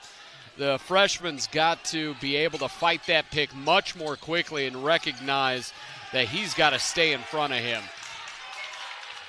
Bobcats with the basketball in the front court. Kyle Smith pass over to Segovia, right wing. Finds a backdoor cut for Jacob Hayes off the glass for 2. 6 tonight for Jacob Hayes. A good find for the freshman. Yeah, and Brody Mayle has not been back on the court after having those quick 7 points. So Zuspan got the next 8. So right now, nobody that scored is on the court for the Dodgers. Almost a travel on the floor as the Dodgers hit the deck. At midcourt, almost an over and back on Feely, but he was able to get it over to the right wing. He gets the basketball back with 10 seconds on the shot clock. Hand off to Peterson, drives free throw line. He is cut off. Actually, that's Tyson Hook who's checked in. Now a drive inside, a roller off the fingertips by Gavin Davis. No good, and a shot clock violation with 7:06 to go in the second quarter. And that's the big thing where the Dodgers struggle is they don't really have anyone that can consistently take it off the bounce. They're not, as you've already mentioned, they're not a particularly good three-point shooting team, so they've got to manufacture their buckets. Great defense coming out in the second quarter for the Cats. Segovia gets a fine, and a baseline runner on the right block is no good, and a rebound brought in by Tytrell Mosley. He'll push it up the far side of the court, drives in, floater off the rack, and it is good. Mosley finding one high off the glass as it rolls in. 17-12 Dodgers. Connor Jensen did a great job of shielding Jacob Hayes, so Mosley was able to get to the rack. Niehaus off a screen, fakes a 3. Now they drop it in, backside, and it's jumper by Hayes. No good, but he's fouled on the way up, and 2 free throws coming for Jacob Hayes at the line. Let's get a scoreboard update here tonight. All brought to you by Central State Bank. Discover what Central State Bank can do for you. Dylan? All righty. Shout out back to the studio of getting us some scores here tonight. Early on, Grundy 11, Gladbrook Rhinebeck 6. That's top of 2. Union Community 27, East Marshall 18 right before half. Dowling 25, Ankeny Centennial 15. That's with 2:20 to go in the third. Ottumwa down 3 to Des Moines East with 1:45 left to go in the first. First free throw was no good for Jacob Hayes. He knocks down the second one. 17-13, 6:28, second quarter. Timeout on the floor. The right insurance agent can make all the difference. Assured Partners agents represent multiple insurance companies. They can pick and choose from a larger variety of outstanding insurance options. Assured Partners also handles life and health insurance and Medicare supplement coverage. With access to local, regional, and national insurance companies, Assured Partners will create policies tailored to the coverage you need. For more information, go online to assuredpartners.com/Marshalltown. Power through partnership with Assured Partners in Marshalltown, Toledo, and West Des Moines. My name is Gavin Mishek, and you're watching KFJB-TV. Back at Fort Dodge, 6:28 to go, second quarter. Brandon Lewis, Dylan Dose alongside me. Our on-site producer, David Braga, back at the radio studios. Jeff Brooks, Keith Stewart, Elijah Bond on our camera coverage. Thanks for joining us on KFJB-TV. Be sure to subscribe and like on KFJB-TV. And we appreciate the support. And don't forget to turn on those upcoming game alerts and don't miss any Bobcat action. Dodgers out of the timeout. Gavin Davis steps on the baseline. It will be a turnover back to the Cats as they look to claw their way back into this one. Jamison Niehaus checks out of the game, and we'll see Talon Halstead for the first time tonight out on the floor. Cats have gone to that cross pick down in the post to get Jacob Hayes a couple buckets early in this second quarter. Halstead up high, catches it over to Gersman, left wing. And now back to Kyle Smith off a screen, straight on three. Boom, that one goes for Kyle Smith. He has 5 tonight and his first made 3. 17-16, Cats down by 1. Great look, able to elevate over Mail and knock it in. Now Mail's checked back into the game. Left wing, Mosley guarded by Kyle Smith. They drop it in to Mail. Feed it back to Mosley. Now to Zuspan. 3. Segovia late to get there. Zuspan hit the deck. 3 was no good. Mail ends up with the basketball. Put back. The bunny from about 5 foot out is no good for the big man. And the Cats have the rebound going the other way. Gersman will bring it into the front court. Up to the right wing. He'll spin around back to the top of the key. Looking to the right side. Now he goes left. Mayo picks him up down inside. He has to back it out. Hesitation drive. Oh, what a good move to get past the big man, Brody Mail at 6'6". He acted like maybe he was going to pull up, but then drove as he hesitated and blows right past Mail for the 2-point bucket as the Cats have the lead 18-17. And Drake used more of a slide step than exploding to the rim to evade and not allow Mail to get up to block that shot. Zuspan, baseline jumper, Segovia guarding on him. He gives a smile to the Bobcat bench. Oh, man. That was more on great offense beats good defense because Segovia was there. It was a nice little hesitation pull-up if he's going to hit that. Zuspan feeling it as he gave the bench a little smile there. If you score 10 in the first, I give him freedom to do that. Oh, things open up. Gersma blows by. There was a bad switch defensively, and he goes right in for a right-handed layup. Drake's 2 points away from being able to get a smile at Fort Dodge's bench. He's got 8. Tied at 20. Halfway through the second quarter. Feely down to the right block. Oh, great play by Talon Halstead. Gets the block, but nobody gathers the basketball until Brody Mail does, and his putback is good for 2. My goodness, it was a great block by Talon, but nobody rotated over and got a body on Mail. Gersma out high, gets his fake screen from Kyle Smith. Rolls with it, gives it to Kyle Smith. Drives down to the left block, kicks it out. Hayes thought about the 3, drives, baseline jumper, no good, off the right side. Zuspan climbs the ladder for the rebound, and he'll bring it up the floor as he is looking at head coach Willie Williams with that boot jumping around down there. He was one leg in it, but he went pogo stick on that over there. Oh, what a play. Into Mail. Block shot, Talon Halstead. It'll stay with the Dodgers. But Mail got the feet inside, puts up the shot. Talon Halstead blocks it out on the baseline. Yeah, he's going to get some high fives. Coach Apple's giving him a couple little pointers there. That's a guy who is hopefully going to get more playing time going forward. I mean, you basically have to. I know he's not a huge threat on the offensive side, but we've liked what we've seen rebounding and defensively, and good here. Peterson with Niehaus. I don't know how he got that over Niehaus, but a one-handed shot outside the block, and it goes. Yeah, Peterson hit a couple difficult ones in Marshalltown. Gersma finds a wide open Hayes, who feeds to Segovia, who's wide open. His three's off the front of the iron, no good. Trying to tie the ball game there. Yeah, that first game of this doubleheader, the girls had a very similar game reminiscent to last year. So far, this one sadly has been reminiscent of last year as well. Peterson finds Mail inside, but he can't hit the jumper, and it's going the other way. Gersma attacks the iron, draws the foul. Shot is no good, but Feely will pick up his second foul of the night, and Drake Gersma just attacking the rack and pay it off, buying a couple free throws. Yeah, that C parted, he just turned the corner, and I love the ferocity in which Drake attacks that rim. Yeah, it's good to see. It's already his third trip to the free throw line. He had an and one earlier tonight, and this one he'll rattle in and out. The first one no good. Second free throw to come. 2:20 stopped on the second quarter clock. 23-20, Dodgers with the lead. It feels about the last week and a half or so, last 2 or 3 games, Drake's kind of figured out the offensive end of his game a little bit as he misses both free throws. And Bobcats, they say, touched it last on the rebound off the Gersma free throw attempt. Peterson will inbound as we'll have a switch. Zuspan's out. Tyrell Mosley has come into the game for Fort Dodge. 2:19 to go before halftime. Coming up, we'll talk to Brian Murphy at halftime in our Scouting America halftime report. Mid-Iowa Council, adventure on. Peterson cuts to the top of the key, gets the basketball. Just had a nice bucket a moment ago. Niehaus guarding on him. Now to Gavin Davis. Now back to the top to Tyson Hook. Mosley gets it. Drives down the left side, has the ball knocked away. Good hustle play by Jacob Hayes. Tracks down the loose ball in the near side quarter, gets it to Gersma.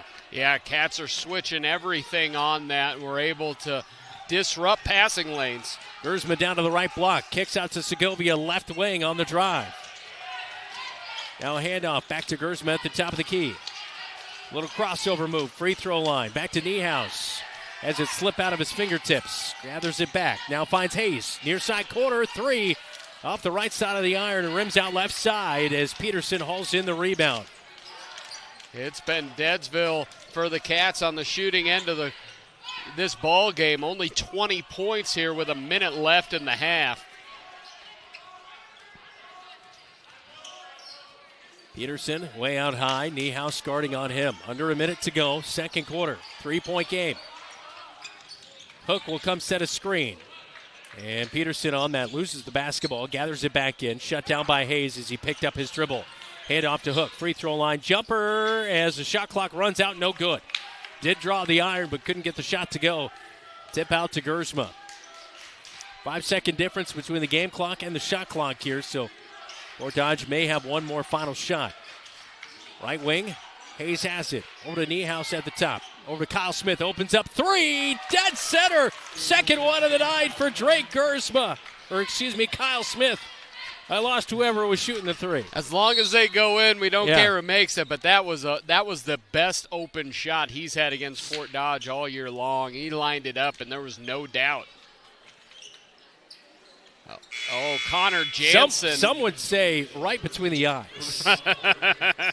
We're tied at 23 with 15 seconds to go. A certain Colorado Buffalo play-by-play. Hayden Zuspan will inbound baseline left side. Gets it to Peterson. Now to Mosley. 10 seconds to go. Zuspan with Kyle Smith in his face. Forces a three off the right side of the iron. But a rebound by Tyson Hook. He's going to put a putback, but it goes up and under through the hoop. And now a foul late called with 1 second to go as Tyson Hook gathered it back and put the basketball back. I thought if it went through the bottom of the hoop like that, it was a dead ball. Yeah, I never quite made it up. I think that was it. Old Faithful didn't quite erupt. But Kyle Smith doesn't usually talk a whole lot, and he came out and he goes, that was nowhere near a foul, all ball. Free throw by Tyson Hook as he kind of falls back on the free throw. It is no good. Tyson Hook coming in on the season. 64% free throw shooter. Averages 1.6 points per game. Second free throw for Tyson Hook is good. And with 1 second to go, Bobcats will inbound to Niehaus. Half-court shot. Oh, off the front of the iron. No good. Thought we might have a little bit of a miracle there before halftime. Cats trail by 1, 24-23 at halftime in Fort Dodge on KFJB-TV. When you're craving something quick, tasty, and satisfying, think your Marshalltown Dairy Queens. From hot made-to-order favorites like burgers, chicken strips, and fries to the Dairy Queen classics you love, blizzards, cones, sundaes, and shakes. Be sure to check out the monthly featured treats and limited-time favorites, always giving you something new to try. Whether it's lunch, dinner, or a sweet treat, just because. Your Marshalltown Dairy Queens has you covered. 2 convenient locations, South Center Street and North 3rd Avenue in Marshalltown, where happy tastes good every day. Looking for top-notch eye care close to home? Eye Care Associates, with offices in Marshalltown, Conrad, and Toledo, has proudly served Central Iowa since 1990. Their expert team provides eye exams for all ages, designer frames, contact lens fittings, and treatment for glaucoma, cataracts, and other eye conditions. With advanced technology, a welcoming staff, and convenient online booking, your next visit is easier than ever. Visit visionsource-marshalltowneyecare.com today. Eye Care Associates, your vision is their priority. You've got goals. You need a plan. Don't waste time or money.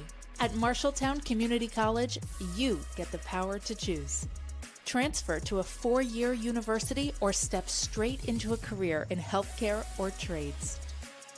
Small classes, caring faculty, real-world experience. Marshalltown Community College. Your future starts now. Looking for a financial partner that puts you first? At Lennox Employees Credit Union, we're more than just a place to bank. We're part of your team. From low-interest loans and great savings rates to personalized service you can trust, we're here to help you reach your goals. Join the credit union that understands what matters most, because we're built by employees for employees. Stop by Lennox Employees Credit Union today at 1004 East Main in Marshalltown, or visit lennoxecu.com to get started. Lennox Employees Credit Union, where your success is our mission. Member NCUA. The Halftime Report, powered by Scouting America. Adventure on. At the break, 24-23 is our score as the Dodgers have the lead. Tyson Hook put in a free throw to be the difference at the midway break. Bobcat leading scorer in that first half was Kyle Smith. He knocked down 2 threes. He has 8 points, 6 for Drake Gersma, and Jacob Hayes with 7 points. At the halftime break is one of the threes right there on your TV screen by Kyle Smith in that first half. Hayden Zuspan had kind of a career night against the Bobcats in the first half. He had 10 points. Brody Mail was unstoppable early on. He had 7 points to begin the game for the Fort Dodge Dodgers, but not a whole lot after that initial start. Ty Terrell Mosley has 2, and Reggie Peterson has 2. Again, 24-23 at halftime between the Bobcats and the Dodgers. When we come back, Dylan Dose will be joined by Bobcat girls basketball coach Brian Murphy. This is the Scouting America Halftime Report on KFJB-TV. I didn't really have much growing up, but I did have a mom, and she gave me a strong foundation. She signed me up for Scouts. I quickly fell in love with the outdoors. Showed me how to take responsibility, how to work with other people, and how to become a leader. That made me a better athlete on the field. Scouting made me the man I am today.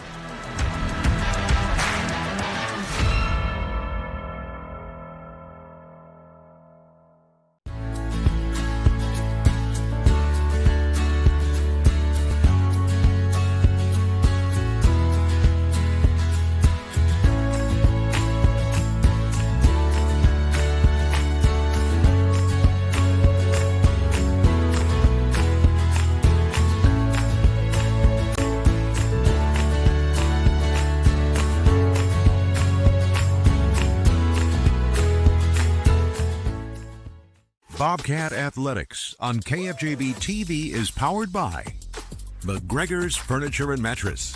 Quality furniture for every room in your home. Sandvik Enterprises of Marshalltown.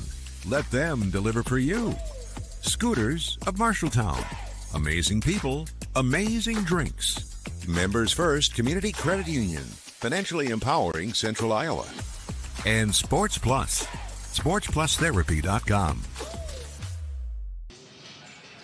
Welcome in with Coach Brian Murphy. Coach, you got that 10th win, 34-31, and I thought tonight it all started on the defensive end, really with LJ Mail. Yes, Millie Heitman was on her, but you brought that second person. You trapped the ball. What was the approach to really try to limit the all-time leading scorer in Fort Dodge history? Yeah, I mean, you said it. It was Millie making things difficult and then bringing second, third defenders as needed. You know she's going to get her points. It's just a matter of being high volume, low efficiency. I thought we did a good job of executing. We fouled her a little bit too much, but overall it was tough from the field. And when you look at that, offensively started a little bit slow. Going to the half, tight ball game, 19-17. You make a run in that third quarter, make it 28-20 Cats. What did you see in the offensive efficiency in that third quarter? I mean, honestly, Kendall and then Georgia hit two absolutely huge threes where when we got the second one to go down, you could see our energy finally ratchet up, and then suddenly the girls are getting into their press, and we went from a 3-point lead to, I think, a 6 or 7 point lead, where suddenly that little boost just gave us what we needed to push it forward. So those two hitting big shots and then just really gritting our teeth, executing down the stretch. You could tell the girls are gassed after last night. Especially in that first quarter with 9 turnovers. It was ugly, but there's something about this gym. The game's got to be dramatic at the end, and it's just kind of the way it's got to be, I guess. And when you talk about Georgia Jansen hitting that big three, she also had a couple big free throws. We were talking is Georgia Jansen's always been a good athlete, but in her time in the program as a senior, she's become a really good basketball player as well. What can you say about your 4 years with Georgia and the growth as a player? I mean, the great thing about Georgia is her demeanor has not changed in 4 years, where she's still the same, very quiet, very nice kid, but her effectiveness and efficiency just keeps going up. I mean, it's funny, when she stepped to the line, I think we all knew both of them were going in. I mean, she's gotten to that point in her career where we expect great things out of her, and she just keeps delivering for us over and over in really timely ways, and tonight was just another one. Well, you've got a fun matchup in a fun location Friday night. You guys had a crazy game at the Roundhouse. Fall short, but Waterloo East on Friday, where you go for win number 11. And we'll have that game for you here on KFJB-TV Friday night. But back to you, Brandon. All right, thanks, Dylan. We'll take a quick timeout. We'll be back right after this on KFJB-TV. Eat at Legends American Grill in Marshalltown and support the Bobcats when you order the Bobcat Burger. 2 juicy quarter-pound beef patties stacked with crispy bacon, sautéed onions, and a mouth-watering blend of American, cheddar, Jack, and Swiss cheeses, all on a toasted bun with fresh shredded lettuce. And here's the best part. $1 from every Bobcat Burger sold goes to Marshalltown High School activities. Satisfy your burger craving and support the Bobcats at the same time. Only at Legends American Grill in Marshalltown. The Halftime Report, powered by Scouting America. Adventure on. Time for a quick scoreboard update here tonight, all brought to you by Central State Bank. Discover what they can do for you. Dylan, what kind of scores do we have out there? Union Community 46, East Marshall 32, 1:30 to go left in the third quarter. Dowling up 20 on Ankeny Centennial. That's just 4 minutes to go in that game at halftime. Des Moines East 40, Ottumwa 25. North Tama and Collins Maxwell in a tight one in the third. It's 29 to 30. And we do not have an updated score for Grundy as they are still tied, or still in a tight one with Gladbrook Rhinebeck early in the second quarter. 24-23, Dodgers with a 1-point lead against your Bobcats. That'll wrap up our halftime coverage, all brought to you by Scouting America, Mid-Iowa Council. Adventure on.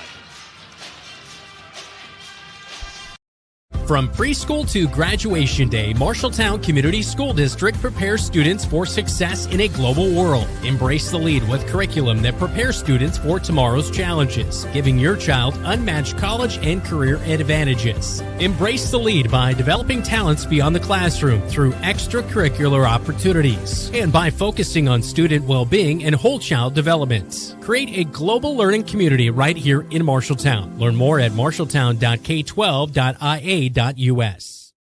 Bobcat Athletics on KFJB-TV is powered by State Farm, Tyler Pashong Agency, mtownproud.com, Wayward Social, the place for bowling, games, food, and more.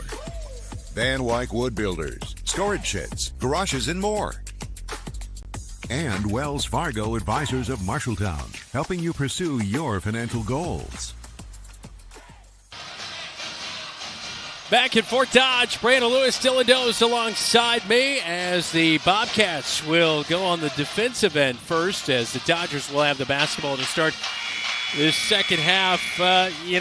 What do you say defensively to your Bobcats out here today to right the ship here in this second half? Well, I think, one, it comes down to they did a better job for Mail in that second quarter. You have got to keep him off the block. All the work to defend him is before he gets the basketball. And then it comes down to Zuspan.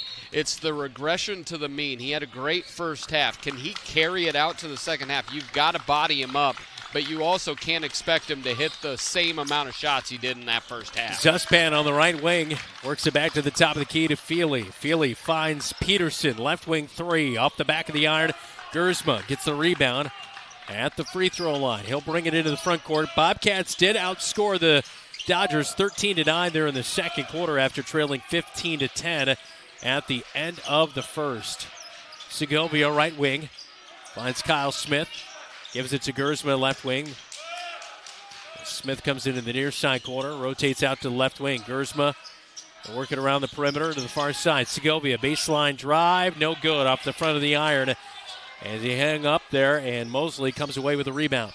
And that's the part of Damian's game that just has not been there. The physicality of the varsity level is kind of taken away of that mid-range a little bit. Peterson, left wing. Back over to the right wing to Mosley. Down to Feely, left wing. Down to Zuspan. Fakes a three. Kyle Smith picked him up defensively. Feely down the left side of the paint, and Drake Gersma guarding on him. Feely got past him, but maybe a little bit of that pressure was able to bump him off the shot. No good for Feely. Still scoreless here in this third quarter. Kyle Smith catches it, top of the key, step back three! It goes for Kyle Smith, his third of the night, and the Cats have the lead 26-24. And that all came with the handoff causing the switch, which put Mail on Kyle Smith, and then he had him on roller skates. Great play call, great shot. Peterson drops it into Mail, and he beats Kyle Smith, and a little bit of extra help there as Brody Mail went for 7 in the first quarter. Quiet in the second. We're tied at 26. 2 minutes gone here in the third. Yeah, it was a great job catching at the high point, and he never brought the ball down, just went straight up on the glass with it.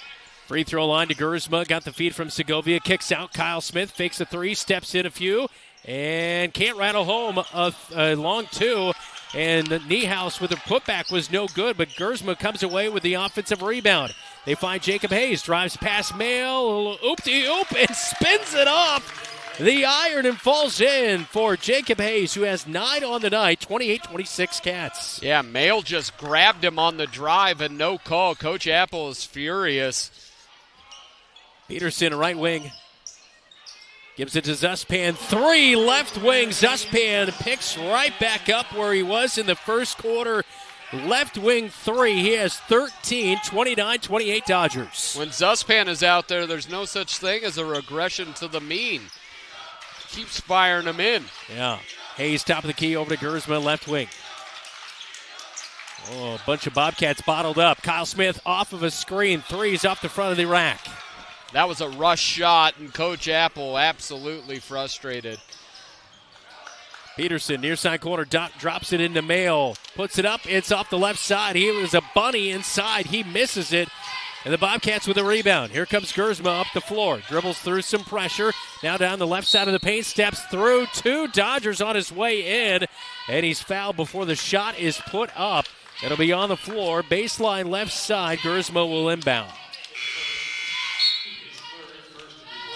Gersma, though, I feel like some of his moves, I feel like you could see a spin move coming early in the season, like you were reading it like a playbook, but now I feel like he's added a little bit more speed to his moves, and he's been a little bit harder to pick up and guard over the past couple of weeks. I feel like he's not just the high rate of speed, but I think he switches gears really well.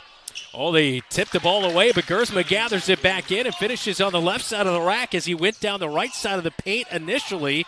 He has 8, and the Cats have the lead back 30-29. Boy, the pep band left and it got quiet in here, Dylan. Yeah, they said they left at the halftime, and I'm like, why would the pep band leave at halftime? That was their energy in that first half. Gersma comes up with a pick. He'll go all the way, gives it to Hayes off of his left shin, and it's a turnover on the Cats as the Dodgers come away with the basketball, and Willie Williams wants a timeout with 3:56 third quarter. Bobcats with a 1-point lead on the road in Fort Dodge on KFJB-TV. Scooter's Coffee is going bananas, literally. Treat yourself to banana bread hot or iced lattes, creamy latte blenders, and fresh banana bread muffins. Need something refreshing? Sip a berry spritz soda, light, bubbly, and perfect any time of day. Craving cozy? Try salted caramel waffle lattes, hot or iced, or a smooth sea salt caramelicious as a latte, cold brew, or blender. And don't forget the French toasty sandwich, warm, sweet, and satisfying. Plus, Cinnalicious drinks are here for a limited time. Scooter's Coffee, amazing people, amazing drinks, amazingly fast. I'm Jacob Hayes. You're watching Bobcat basketball on KFJB-TV. I'm sure they're tied in hardline. So, welcome back to Fort Dodge. Thanks so much for joining us tonight. Brandon Lewis, Dylan Dills on the road in Fort Dodge. We apologize for a little bit of a disruption in our video feed here tonight, trying to fight through some technical things with the internet here in Fort Dodge, but happy to have you along as the Bobcats have a lead by 1. This second half has gotten off. Both teams pretty much trading baskets. Yeah. And, boy, I tell you what, Fort Dodge is kind of trying to stay hot with Zuspan knocking down a 3 here in this third. Yeah, they've approached the third the same way they did the first. Brady Mail's got that bucket, and then Zuspan he's getting wide open, and you give a shooter confidence, man alive, it even gets more and more razor thin, locked in. Jumper, left side, inside the arc. And it does not go for Fort Dodge as the Bobcats come away with a rebound and outlet to Drake Gersma. He'll find Hayes at the free throw line. A little bit of a push from behind. He'll drive past his man and scores it off the glass. Connor Jensen gave him a little push at the free throw line, and Hayes went with it down the right side and finishes for 2, and he draws a foul and 1. As that foul, I believe, is going to come in on Connor Jensen. And no, they rule it on... Yeah, they gave it to Connor. Yeah, it is on Connor Jensen, his first of the night. And the free throw, the and 1 by Jacob Hayes is good. Converts on the three-point play, and it's a 4-point lead now for the Cats. Yeah, Jacob joins Kyle Smith with 11 points apiece.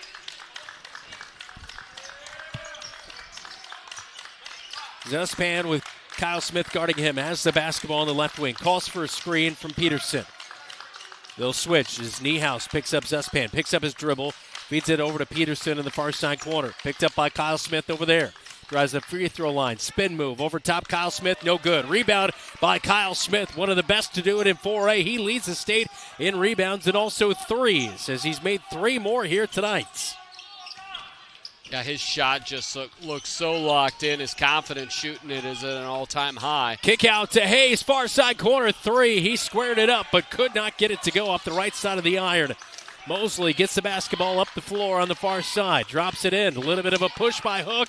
Turnaround jumper. Hayes gets a block, and it's going the other way as he gets the basketball and hands off to Drake Gersma. Over to Hayes, right wing. Looking inside to Kyle Smith. Nothing there on the cut. Now back to Gersma at the top. Hayes going to post up on the left block. He'll get it. Jensen guarding on him. Drives to the paint. Turnaround jumper. Floater. No good. Yeah, that's a part of the game that has not been there for Jacob, is that follow away. Hayes picks up Zuspan in the front court, drives a free line, kicks to Peterson, right wing, bumped by Niehaus. 2 shots coming here. Yeah, Niehaus with a linebacker move there on the defensive end of things. And so Peterson at the stripe for the Dodgers. And this will be his first trip of the night. He was playing that bandit position out there. Just Peterson, a 70% free throw shooter. First one is good. And here's the thing where Fort Dodge is they're trying to get stuff in the half court. They don't have a one-on-one guy, that Drake Gersma where offense might be lagging, but at the end of the shot clock, you got a guy that can get into the lane. Peterson is the closest they have to it. He averages 10 points a game. He's a really efficient scorer, can score in the post, a little bit face-up as well. Pretty quiet there in the first half. He had 2 points and makes both free throws, 4 on the night. Gersma across the timeline, picks up his dribble in a bad spot over the far side. They'll now work it to Kyle Smith. Right block extended inside to Talon Halstead. Puts up a good shot, but he was bumped on the way up. The shot will not go as it falls off the left side, and Mayo got the rebound. Up to Peterson. Drives in. Right block. Shot's no good as it falls off the front of the iron. And it's last touched by the Bobcats. And it will stay with the Dodgers with 1:32 to go, third quarter. Cats by 2. And right there where Talon missed it, you either want a little hook shot or get your shoulders squared to the rim. Inbound to Peterson. Goes up high to catch it. Puts it up. It's no good. Kyle Smith with the rebound. They've had a couple right at the rim that have missed. Kyle Smith with 11 points tonight for the Cats. Halstead sets the screen for Gersma. Nothing going there. Out to Segovia. Quiet night from the freshman. A little bit of a moving screen for Kyle Smith as he sets it for Gersma. Gersma blows past Brody Mail down the right side, and it's good for 2 for Gersma, who has 10 on the night. And that's what they've been able to do. They get Mail at the top of the key, then they run an action off of him where Fort Dodge wants to switch, and then you just get this disadvantage, and the Cats have scored on 3 or 4 occasions just putting Mail on skates. 35-31 Bobcats. 10 on the shot clock. Peterson, turnaround jumper. Boy, he was way out of control on the right block as he basketball missed the shot, but Brody Mail gets the rebound and he puts it up. The shot is no good. He's headed to the free 2. Yeah, I think why he was out of control is I believe Segovia kind of gave him the old short man's two-hand shove below the waist. Talon Halstead picks up his first foul of the night as he fouled Brody Mail, and the first free throw's off the front of the iron. No good. And Talon's done a nice job in these short spurts, giving him some minutes off the bench, allowing some breathers, but he's also got a couple blocks here tonight. He's still learning why he's out there. So he gets a little bit coached up on the sideline as well for his next stint. Mail rattles in the second one. He has 10 points. Shot clock is off for the Cats. Under 30. Niehaus. In the front court, got it. Now they give it back to Gersma to set up the offense with 20 seconds. Segovia fights off. A Dodger gets it inside to Hayes. Nothing was there on the right block. Back to Gersma at the top. Gersma out high, dribbling it. Got to get something going with 7 seconds. He'll cross over. Davis picks his pocket momentarily, gathers it back. 1 second. Hayes fires at the buzzer, no good. And we go to the fourth. And the Bobcats in a tight one, leading 35-32. 8 minutes to go in Fort Dodge. A scoreboard update when we come back right here on your home for the Cats. News Talk 1230 AM, 93.9 FM, and on KFJB-TV. Have Van Wyck Wood Builders design and build the storage shed you need. So many different options to choose from. Van Wyck Wood Builders, just 5 miles south of I-80 in Grinnell on Highway 146. Online at vanwyckwoodbuilders.com. We do more than just t-shirts and hoodies. Check with Adlet Engraving and Screen Print for awards, lasered items, embroidery, and of course, imprinted apparel. 307 Riverside right here in Marshalltown. Easy parking, delivery is available.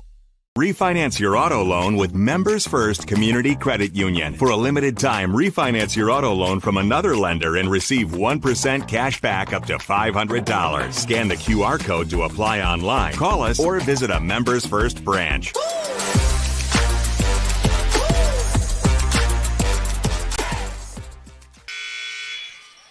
(35-32), 8 minutes to go. Time for a scoreboard update, all brought to you by Central State Bank. Dylan? Yes, we have Grundy Center over Gladbrook Rhinebeck, 30-18. That's 5 minutes to go in the third. Union Community 46, East Marshall 32. That's still 1:30 left to go in the third. Bobcats with the basketball to start the fourth quarter. Damian Segovia at the top of the key. Gives over to Gersma. Gersma finds Niehaus inside, but it's tipped away. Kyle Smith with the loose basketball on the near side corner. Dribbles it out. Gives it back to Gersma at the top. Pushes off on Tavion Feely as he drives inside. Kicks out. Wide open Jacob Hayes. This time can't get it to go. And backside, a foul's going to be called. It looked like Niehaus just went straight up for the rebound, but they're going to call him on a foul. That'll be his second foul of the night on Jamison Niehaus. And it's back to the Dodgers. Head coach Mike Apple said, what? He did the old Boomer Esiason. Yes, right he there. did. What? Yes, he did. Nail at the top of the key. Gives it over to Zuspan, left wing. A double team and trap out high. Get it away to Feely. Feely with Gersma guarding on him. Spins inside, left side. No good. Down to the left block he went. Bobcats went for the rebound, but Hayes lost it off the fingertips out of the baseline. It will stay with the Dodgers. And this is where you're the Dodgers. Where are you going? Are you going to the hot hand from the outside Zuspan, who really hasn't? He's had one shot in the second half. Do you go to Peterson, your leading scorer on the year, or do you look at Brady Mail, the most consistent scorer on the night? Aiden Zuspan out high on the right wing. Drops it in to Peterson. Covered up by Hayes. His jumper is no good. Went with the one-handed shot. Outlet to Gersma. Gersma across the timeline into the front court, left wing. Hands off to Segovia. Near side corner to Hayes. Now back to Gersma, left wing. He'll drive. Hands off to Kyle Smith. Left high post jumper. Can't get it to go. Zuspan with the rebound, and he tried to toss it away, and Gersma tipped it into the back of the backboard, and so it'll be out of bounds on the Bobcats. And they're going to stay with the they're Bobcats. Going to say that was off the Dodgers. That looked like that was off of Gersma. I would agree with you. All right, Segovia will inbound, baseline left side, finds Niehaus. Now finds Kyle Smith in the paint, turnaround jumper. It's going to come up way short. Looked like the Dodgers tipped that one. And they're going to give it to the Dodgers, though. It looked like Brody Mail. He's kind of smirking. He looked like Dodgers got away with that one. Yeah, he was in between. Do I touch it? Do I not? I'm with you, but I guess turnabout's fair play. We probably didn't deserve the last one. Yeah. So they made it even. Peterson at the top of the key with the basketball, high pointing it. Dribbles to the right wing. Tries to feed it into Mail, but Hayes just swats that one away. And out on the baseline with 17 seconds on the shot clock. 6:04 to go in this game. And we've had another stalemate in this one. 35-32 is our count. And the Cats have changed a little bit with Mail that there Jacob Hayes was fronting him in the post. Zuspan catches the inbound pass to the far side wing. Gives it to Feely. Now back to Feely as he got it to Mosley for a moment. Handoff Peterson, top of the key. Shot clock's running off. 2 seconds. Put up by Peterson. Missed. Niehaus with a rebound. Outlet to Gersma. Up the far side to the right wing, and a timeout called by the Bobcats. 5:42, fourth quarter. Cats lead it by 3 on the road on KFJB-TV. Wayward Social is the place for fun. With 20 lanes of bowling, leagues for all levels, great food and drink options, an awesome arcade, there is a ton of fun to be had at Wayward Social for date night, family fun, or the company party with plenty of space for everyone. Visit Wayward Social on Facebook for updates on specials and live music. It is all on South 6th Street in Marshalltown. Visit wayward-social.com to start planning your group outing at Wayward Social, the place for fun. Hey Bobcat Nation, this is Kyle Smith and you're watching Bobcat Basketball on KFJB-TV. Welcome back to Fort Dodge. Brandon Lewis, he's Dylan Dose. We've got a good one late here, a 3-point game timeout, Bobcat basketball. One thing that I think the Cats have done an incredible job with, Reggie Peterson averages 10 points a game. He's usually their go-to. He has not had a really good look at the rim. He's had 4 or 5 shots here in the second half. They're all falling away. They're nothing to the rim, so that right there is a big plus for the Cats. But on the offensive end, we have really really not been able to shoot the basketball well at all here in the second half. A lot of missed opportunities late in the third, beginning of fourth, so it's kind of stuck around in this 3-point lead. You feel if the Cats can get a couple threes going or get a couple stops and come down and score, they can put this one to rest. But if you can't, if this game is still one possession, 3 minutes, 4 minutes, it definitely starts to be more advantageous to the home team. Jacob Hayes and Drake Gersma both have 12 apiece to lead the Cats. Kyle Smith not looking for a pass from Gersma. Picked off. Coast to coast they'll go, but the shot is no good by Mosley. A putback is no good inside, and finally Kyle Smith gets the rebound. 5:27 to go. Bobcat basketball. Gersma into the paint on the right side. Floats one over Mail. He's got 14 on the night. 14 on the night for Drake Gersma. And he just kind of mano-a-mano, little hesitation, and then exploded to the rack for an easy 2.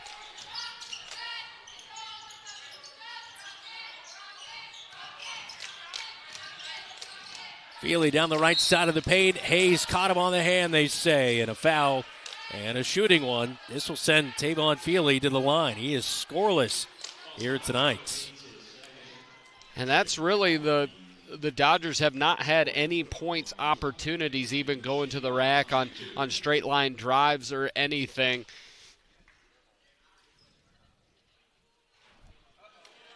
First free throw is no good for Tavon Feely.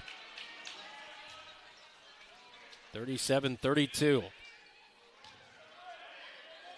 Feely's second one, takes a deep breath and puts up the shot. That one will go.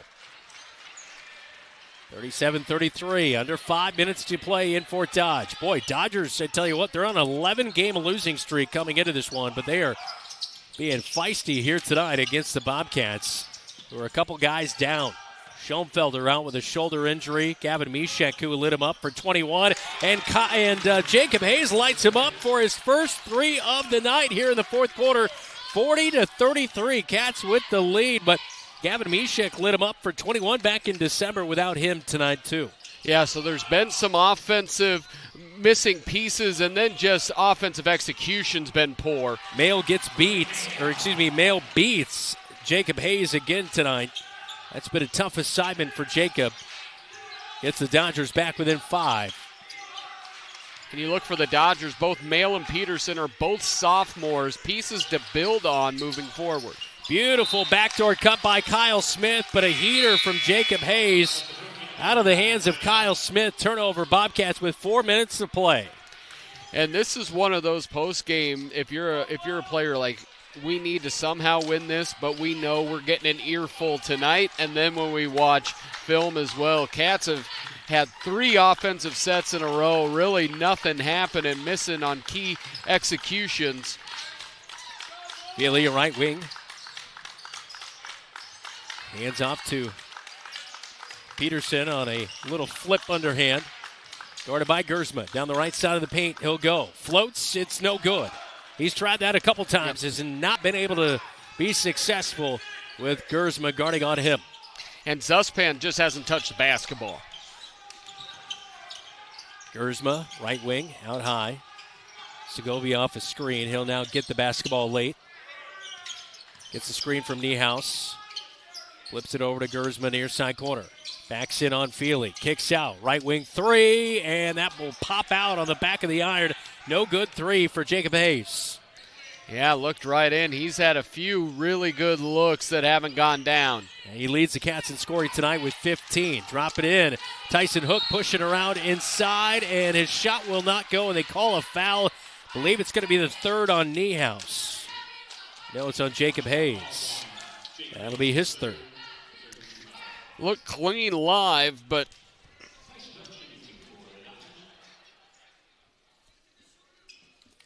so Tyson Hook at the line for 2. On the season, 64%, and he'll rattle in the first. His second trip to the free throw line tonight. He went 1 of 2 earlier. And kudos to Fort Dodgers, 7-point lead. They've been able to whittle it down. Now it's back to a 1-possession game, just down 3. So Hook makes both, 40-37. 2:45 to go, fourth quarter. Backdoor cut for Kyle Smith down to the right block. Nothing was there as Hayes was looking for him. Now to Kyle Smith off his screen. 3 won't go. Tipped out of there. They say Niehaus touched it last. It's Dodger basketball in a 3-point game with 2:33 remaining. Yeah, here in the second half, they got that Jacob Hayes 3, but the most consistent offense has been Drake Gersma off the bounce. Zuspan with 15 to lead the Dodgers tonight, but he's been a little bit quiet here in the second half, and now he is not. Right on cue, he makes a 3 off a screen. He has 18 for the Dodgers. And the Bobcats bringing the basketball up court. There is a push and a foul, and that'll be on Tytrell Mosley, his 3rd. And this is exactly what we talked about with about 6 minutes left to go. If Fort Dodge can keep it within 1 possession, once you get under 3-4 minutes, the advantage goes to the home team. This is very reminiscent of last year between these two teams. Things got tight late, went to overtime. Dodgers knocked off the Bobcats, and now a timeout as the Bobcats were starting a drive down the right side of the paint. 1:54 to go. We are tied at 40 on KFJB-TV. You've got goals. You need a plan. Don't waste time or money.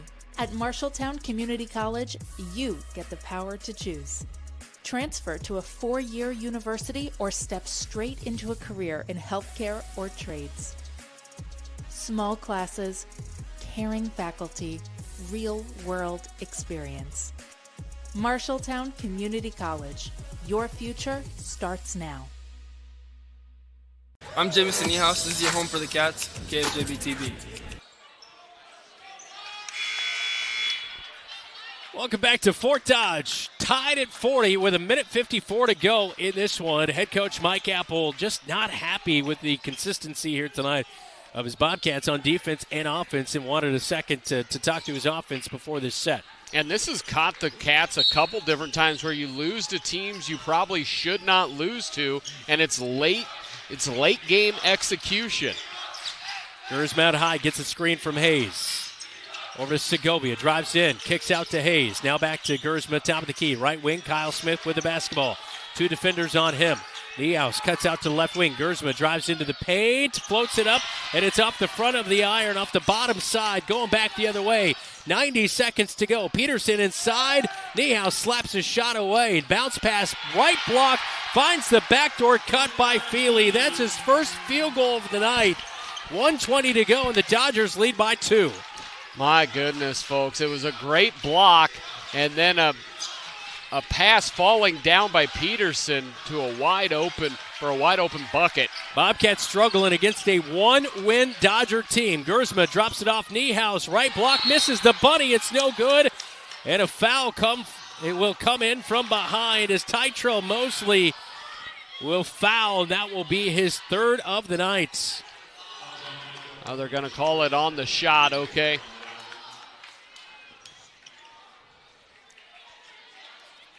So Niehaus missed the shot. They say the foul occurred then, so Niehaus heads to the free throw line.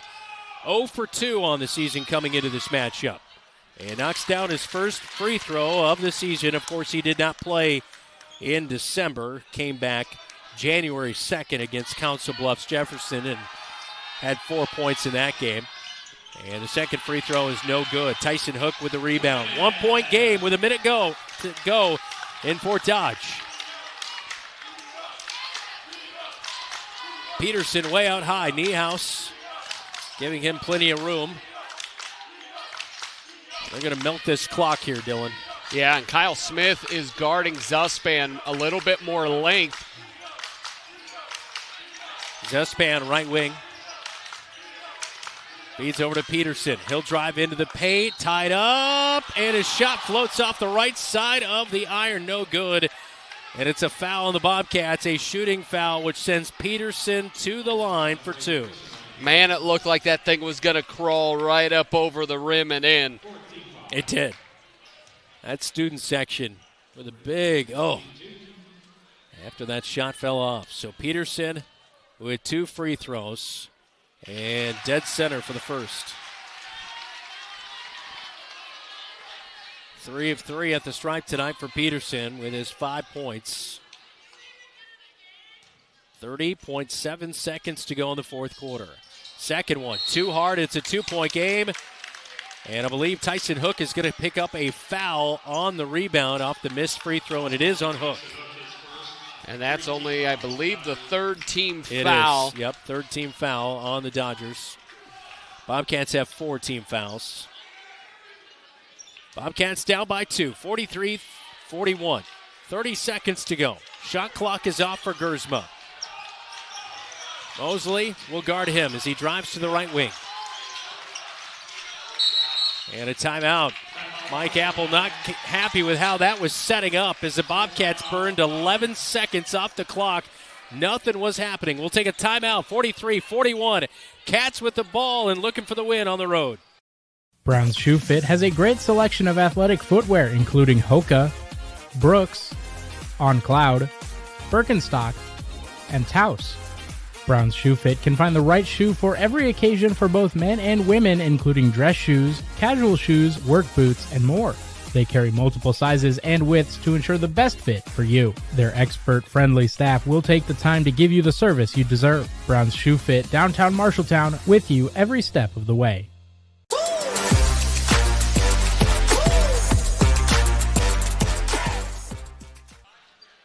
Take a look inside the huddle as head coach Mike Apple and assistant coach Brynjar Brynjolfsson coaching up their guys and drawing up a play here with 19 seconds to go on the road and down by 2.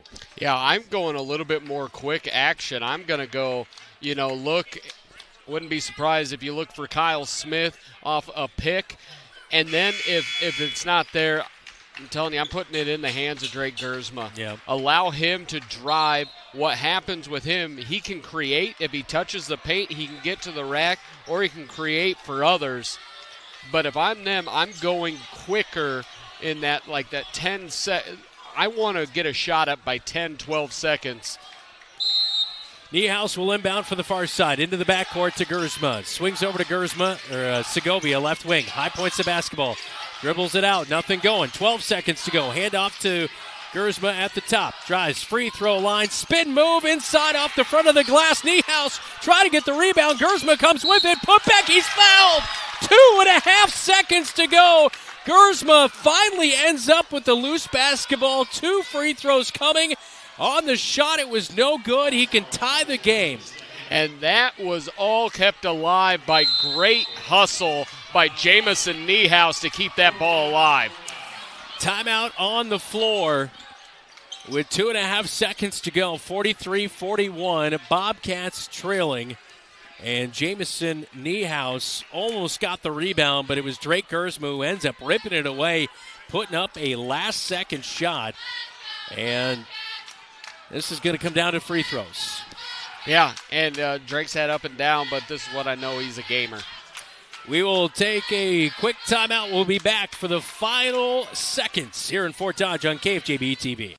You planned and saved for your child to go to college, but medical school after graduation was a surprise. A happy, expensive surprise. Wells Fargo Advisors can help. For more than 125 years, we've created wealth management and investment strategies aimed at achieving our clients' personal financial goals. When opportunities surprise you, turn to Wells Fargo Advisors. Together we'll go far. Wells Fargo Advisors is located at 14 East Southridge Road in Marshalltown. Call them at 641-752-5401. They're a member SIPC.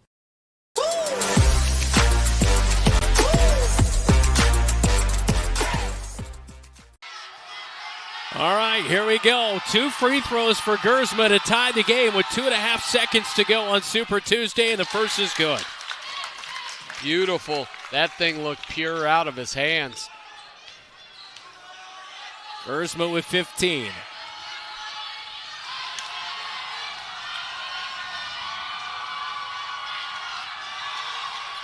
Second free throw off the back of the iron. Niehaus rebound, puts it back up, and it's knocked away. And Fort Dodge on an 11-game losing streak. 1 win coming into the night. Upsets the Cats 43-42.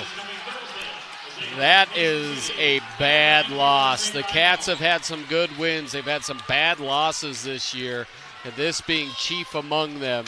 really poor offensive execution down the stretch.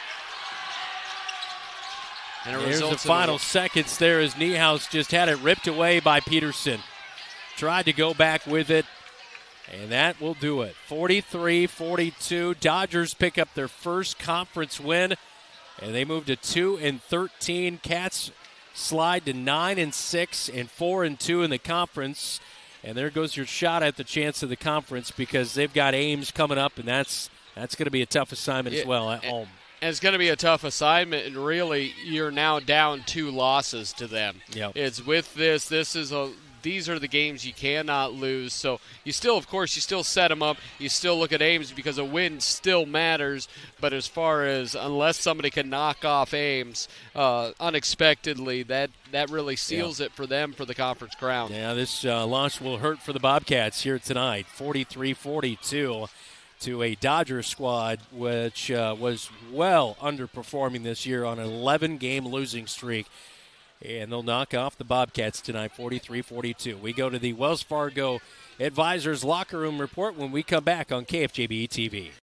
The right insurance agent can make all the difference. Assured Partners agents represent multiple insurance companies. They can pick and choose from a larger variety of outstanding insurance options. Assured Partners also handles life and health insurance and Medicare supplement coverage. With access to local, regional, and national insurance companies, Assured Partners will create policies tailored to the coverage. AssuredPartners.com/Mark with Assured Partners in Marshalltown, Toledo, and West Des Moines. McGregor's Furniture and Mattress is your local furniture store in Marshalltown. With their extensive inventory, you're sure to make a winning selection when you shop McGregor's for your bedroom, living room, and dining room furnishings. McGregor's has the right play for every room in your home. McGregor's Furniture and Mattress is proud to be your locally owned and operated furniture store since 1896 and very proud to support Bobcat Athletics again this season. McGregor's Furniture and Mattress, downtown Marshalltown, open 7 days a week. When you're craving something quick, tasty, and satisfying, think your Marshalltown Dairy Queens. From hot made-to-order favorites like burgers, chicken strips, and fries to the Dairy Queen classics you love, blizzards, cones, sundaes, and shakes. Be sure to check out the monthly featured treats and limited-time favorites, always giving you something new to try. Whether it's lunch, dinner, or a sweet treat, just because. Your Marshalltown Dairy Queens has you covered. 2 convenient locations, South Center Street and North 3rd Avenue in Marshalltown, where happy tastes good every day. Looking for top-notch eye care close to home? Eye Care Associates, with offices in Marshalltown, Conrad, and Toledo, has proudly served Central Iowa since 1990. Their expert team provides eye exams for all ages, designer frames, contact lens fittings, and treatment for glaucoma, cataracts, and other eye conditions. With advanced technology, a welcoming staff, and convenient online booking, your next visit is easier than ever. Visit VisionSource-MarshalltownEyeCare.com today. Eye Care Associates, your vision is their priority. The KFJB-TV Locker Room Report, powered by Wells Fargo Advisors of Marshalltown.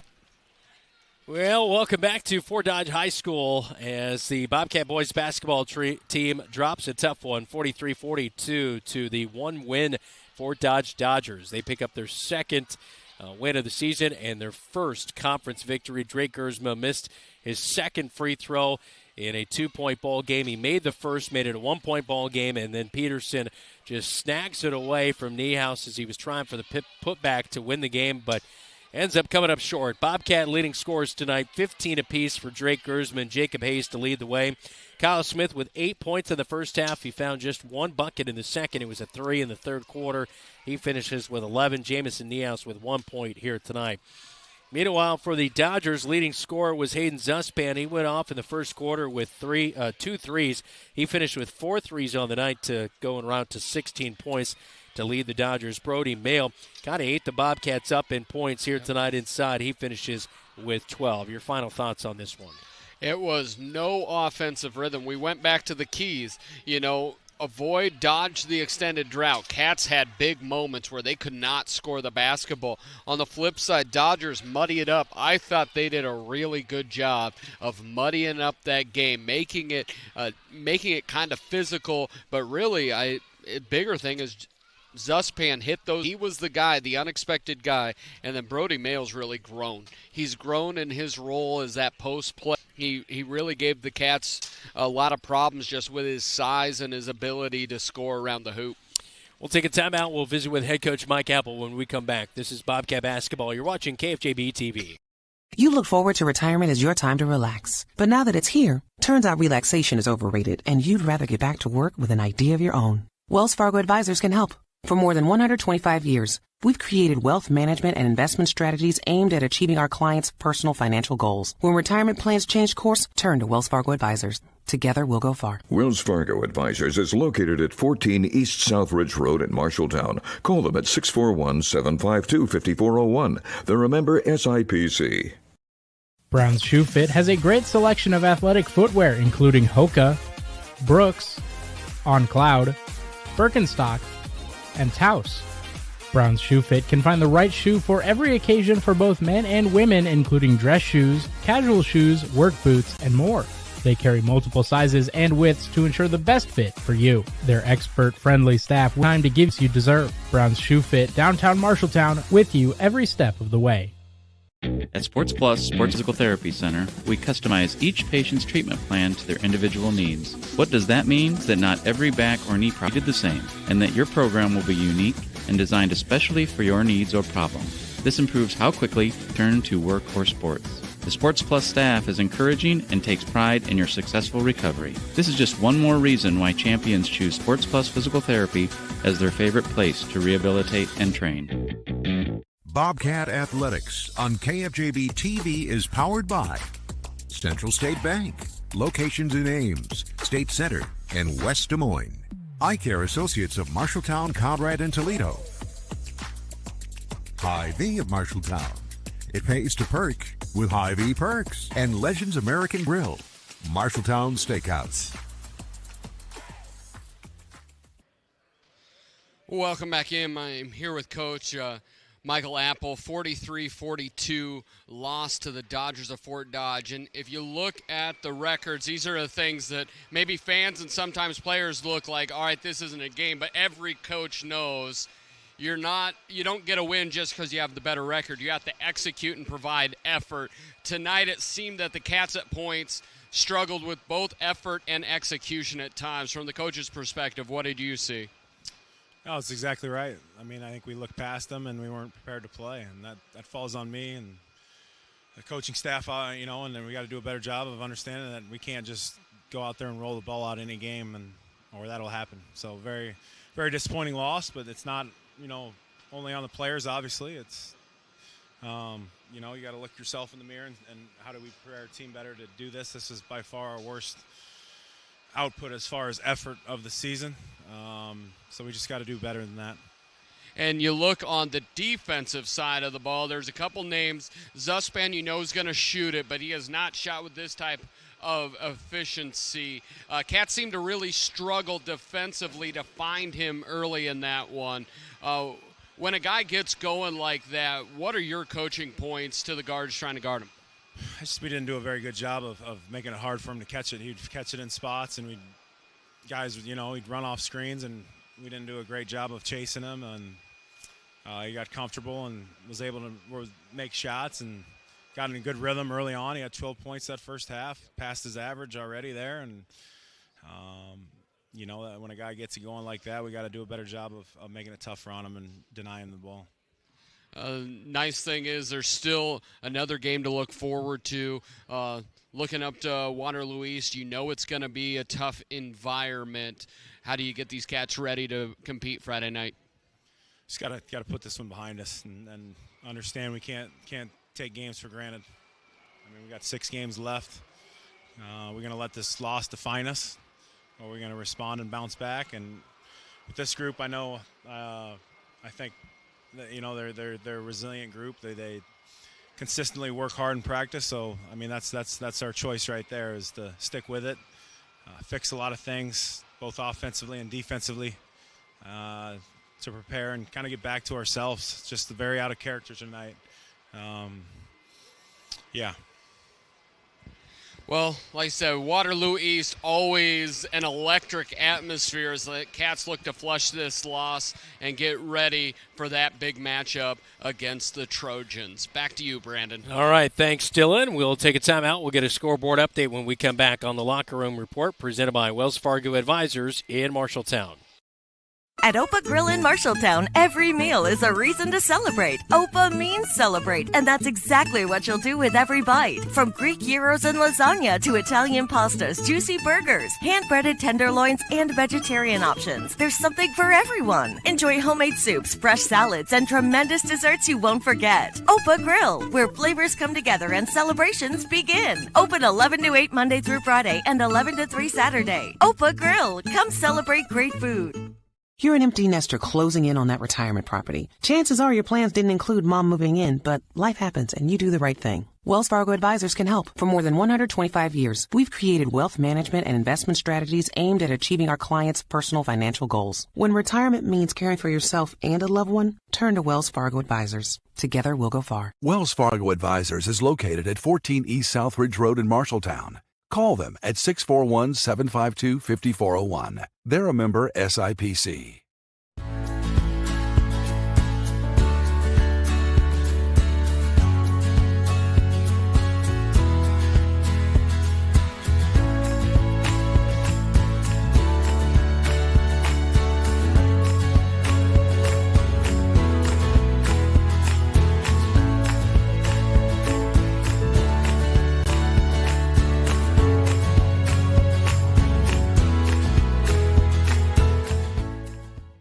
KFJB-TV Locker Room Report, powered by Wells Fargo Advisors of Marshalltown. Final 34-31. Welcome back to Fort Dodge. Time to get a scoreboard update, all brought to you by Central State Bank. Well, you heard the back end of that initial scoreboard update. Bobcats girls win 34-31 against the Dodgers. We had a big, fun game over against Collins Maxwell and North Tama. That game went into overtime. North Tama tying it at the last second to send it into overtime, but Collins Maxwell would be victorious and winning 62-58 in overtime. Iowa Falls Alden 64, Webster City 57. That's a final. Other finals around the Iowa Alliance. Des Moines Roosevelt 60, Des Moines Lincoln 39, Des Moines East 71, Ottumwa 50, and Grundy Center almost doubles up Gladbrook Rhinebeck 65-35, and Roland Story takes care of South Hamilton 60-35. That is a scoreboard update, again, all brought to you by Central State Bank. Now time for our Athletes of the Week, all presented by Opa Grill of Marshalltown, Greek and traditional favorites. All you have to say is Opa, and Adlin Engraving and Screen Print Company of Marshalltown, more than just t-shirts and hoodies. Adlin Engraving at 24.com. Well, our Athletes of the Week, Drake Gersma named our Male Athlete of the Week just today as he continued to put together another solid junior campaign. He finished with 15 tonight, but last week on the road in a win against Mason City, he dropped 24. He went 4-4 from 3 and from the free throw line, as he's currently 14th in the state, averaging just over 4 assists per game. Our Female Athlete of the Week this past week was Millie. There we go. It was Millie Heitman, and the senior last week. She had a good game. I know we talked to her mom, assistant head coach Megan Heitman. She mentioned that Millie at halftime of that game said, "We're not losing this game," and she ensured that as she finished with 10 rebounds, 11 points, 3 assists, 4 steals, and 1 block shot, as Bobcat ladies, of course, broke a 31-game losing streak to Mason City earlier this year, and they swept this year. So, and they get the win on the road at Fort Dodge here tonight. Yeah, they sweep both Mason City this year and Fort Dodge, two people that have had their number, but also the two teams that you felt like if the Cats could keep getting better, that's the level that you can compete with. This year they swept them, which is great to see. We wrap up the Locker Room Report when we come back, as that is our Athletes of the Week, as both female and male athletes receive a $25 gift certificate to Opa Grill, along with a custom Athlete of the Week t-shirt and tumbler from Adlet Engraving and Screen Print Company in Marshalltown. Good call tonight, man. You too? You think what I'm thinking? Let's go to Legends for a Bobcat burger. right, guys. What are we hungry for today? I think we're going to do 2 Bobcat burgers.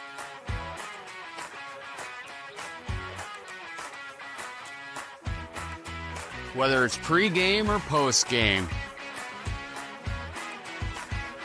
Or during the game, it's Legends American Grill in Marshalltown.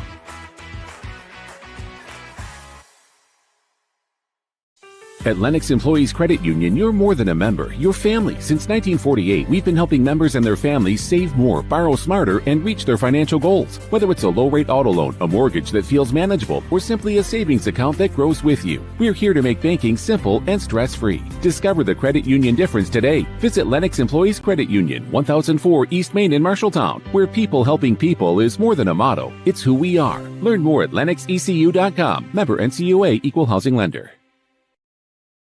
From preschool to graduation day, Marshalltown Community School District prepares students for success in a global world. Embrace the lead with curriculum that prepares students for tomorrow's challenges, giving your child unmatched college and career advantages. Embrace the lead by developing talents beyond the classroom through extracurricular opportunities and by focusing on student well-being and whole child development. Create a global learning community right here in Marshalltown. Learn more at marshalltown.k12.ia.us.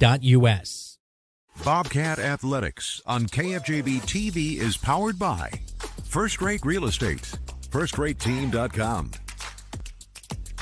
Adland Engraving and Screen Print Company, AdlandEngraving.com, Assured Partners, power through partnership, your Marshalltown Dairy Queens, and Brown Shoe Fit, with you every step. One final time in Fort Dodge, transportation for today's game on KFJB-TV, all provided by Carl Auto Group in Marshalltown. Carl is your dealer for life. Coming up this week on KFJB-TV, we have Bobcat Live Thursday night. Dylan will be hosting at 6 p.m., and then Marshalltown at Waterloo East on Friday night at 6 p.m. for a doubleheader starting at 6 p.m. on KFJB-TV as the Trojans and Bobcats match up. As first time around, Bobcat boys got the win. Girls lost a heartbreaker in overtime. Sure to be a good game on Friday night. And I think it'll be 2 great games, and we know it's going to be an electric atmosphere. And this is one of those rivalries that we were close to the end of it with the merging of Waterloo United, that there won't be quite that same Waterloo East feel to it. So always look forward to those opportunities to be down there. Hope to have you along for that one on Friday night starting at 6. Thanks so much to our KFJB-TV crew on the road in Fort Dodge tonight. Jeff Brooks, our radio producer, back at the studios. Elijah Bond, Keith Stewart on our camera coverage. Our on-site producer, David Braga. For Dylan Dose, I'm Brandon Lewis. Again, the girls win it 34-31. Boys fall 43-42 to Fort Dodge. You've been watching Marshalltown Bobcat Athletics right here on your home for the Cats, KFJB-TV.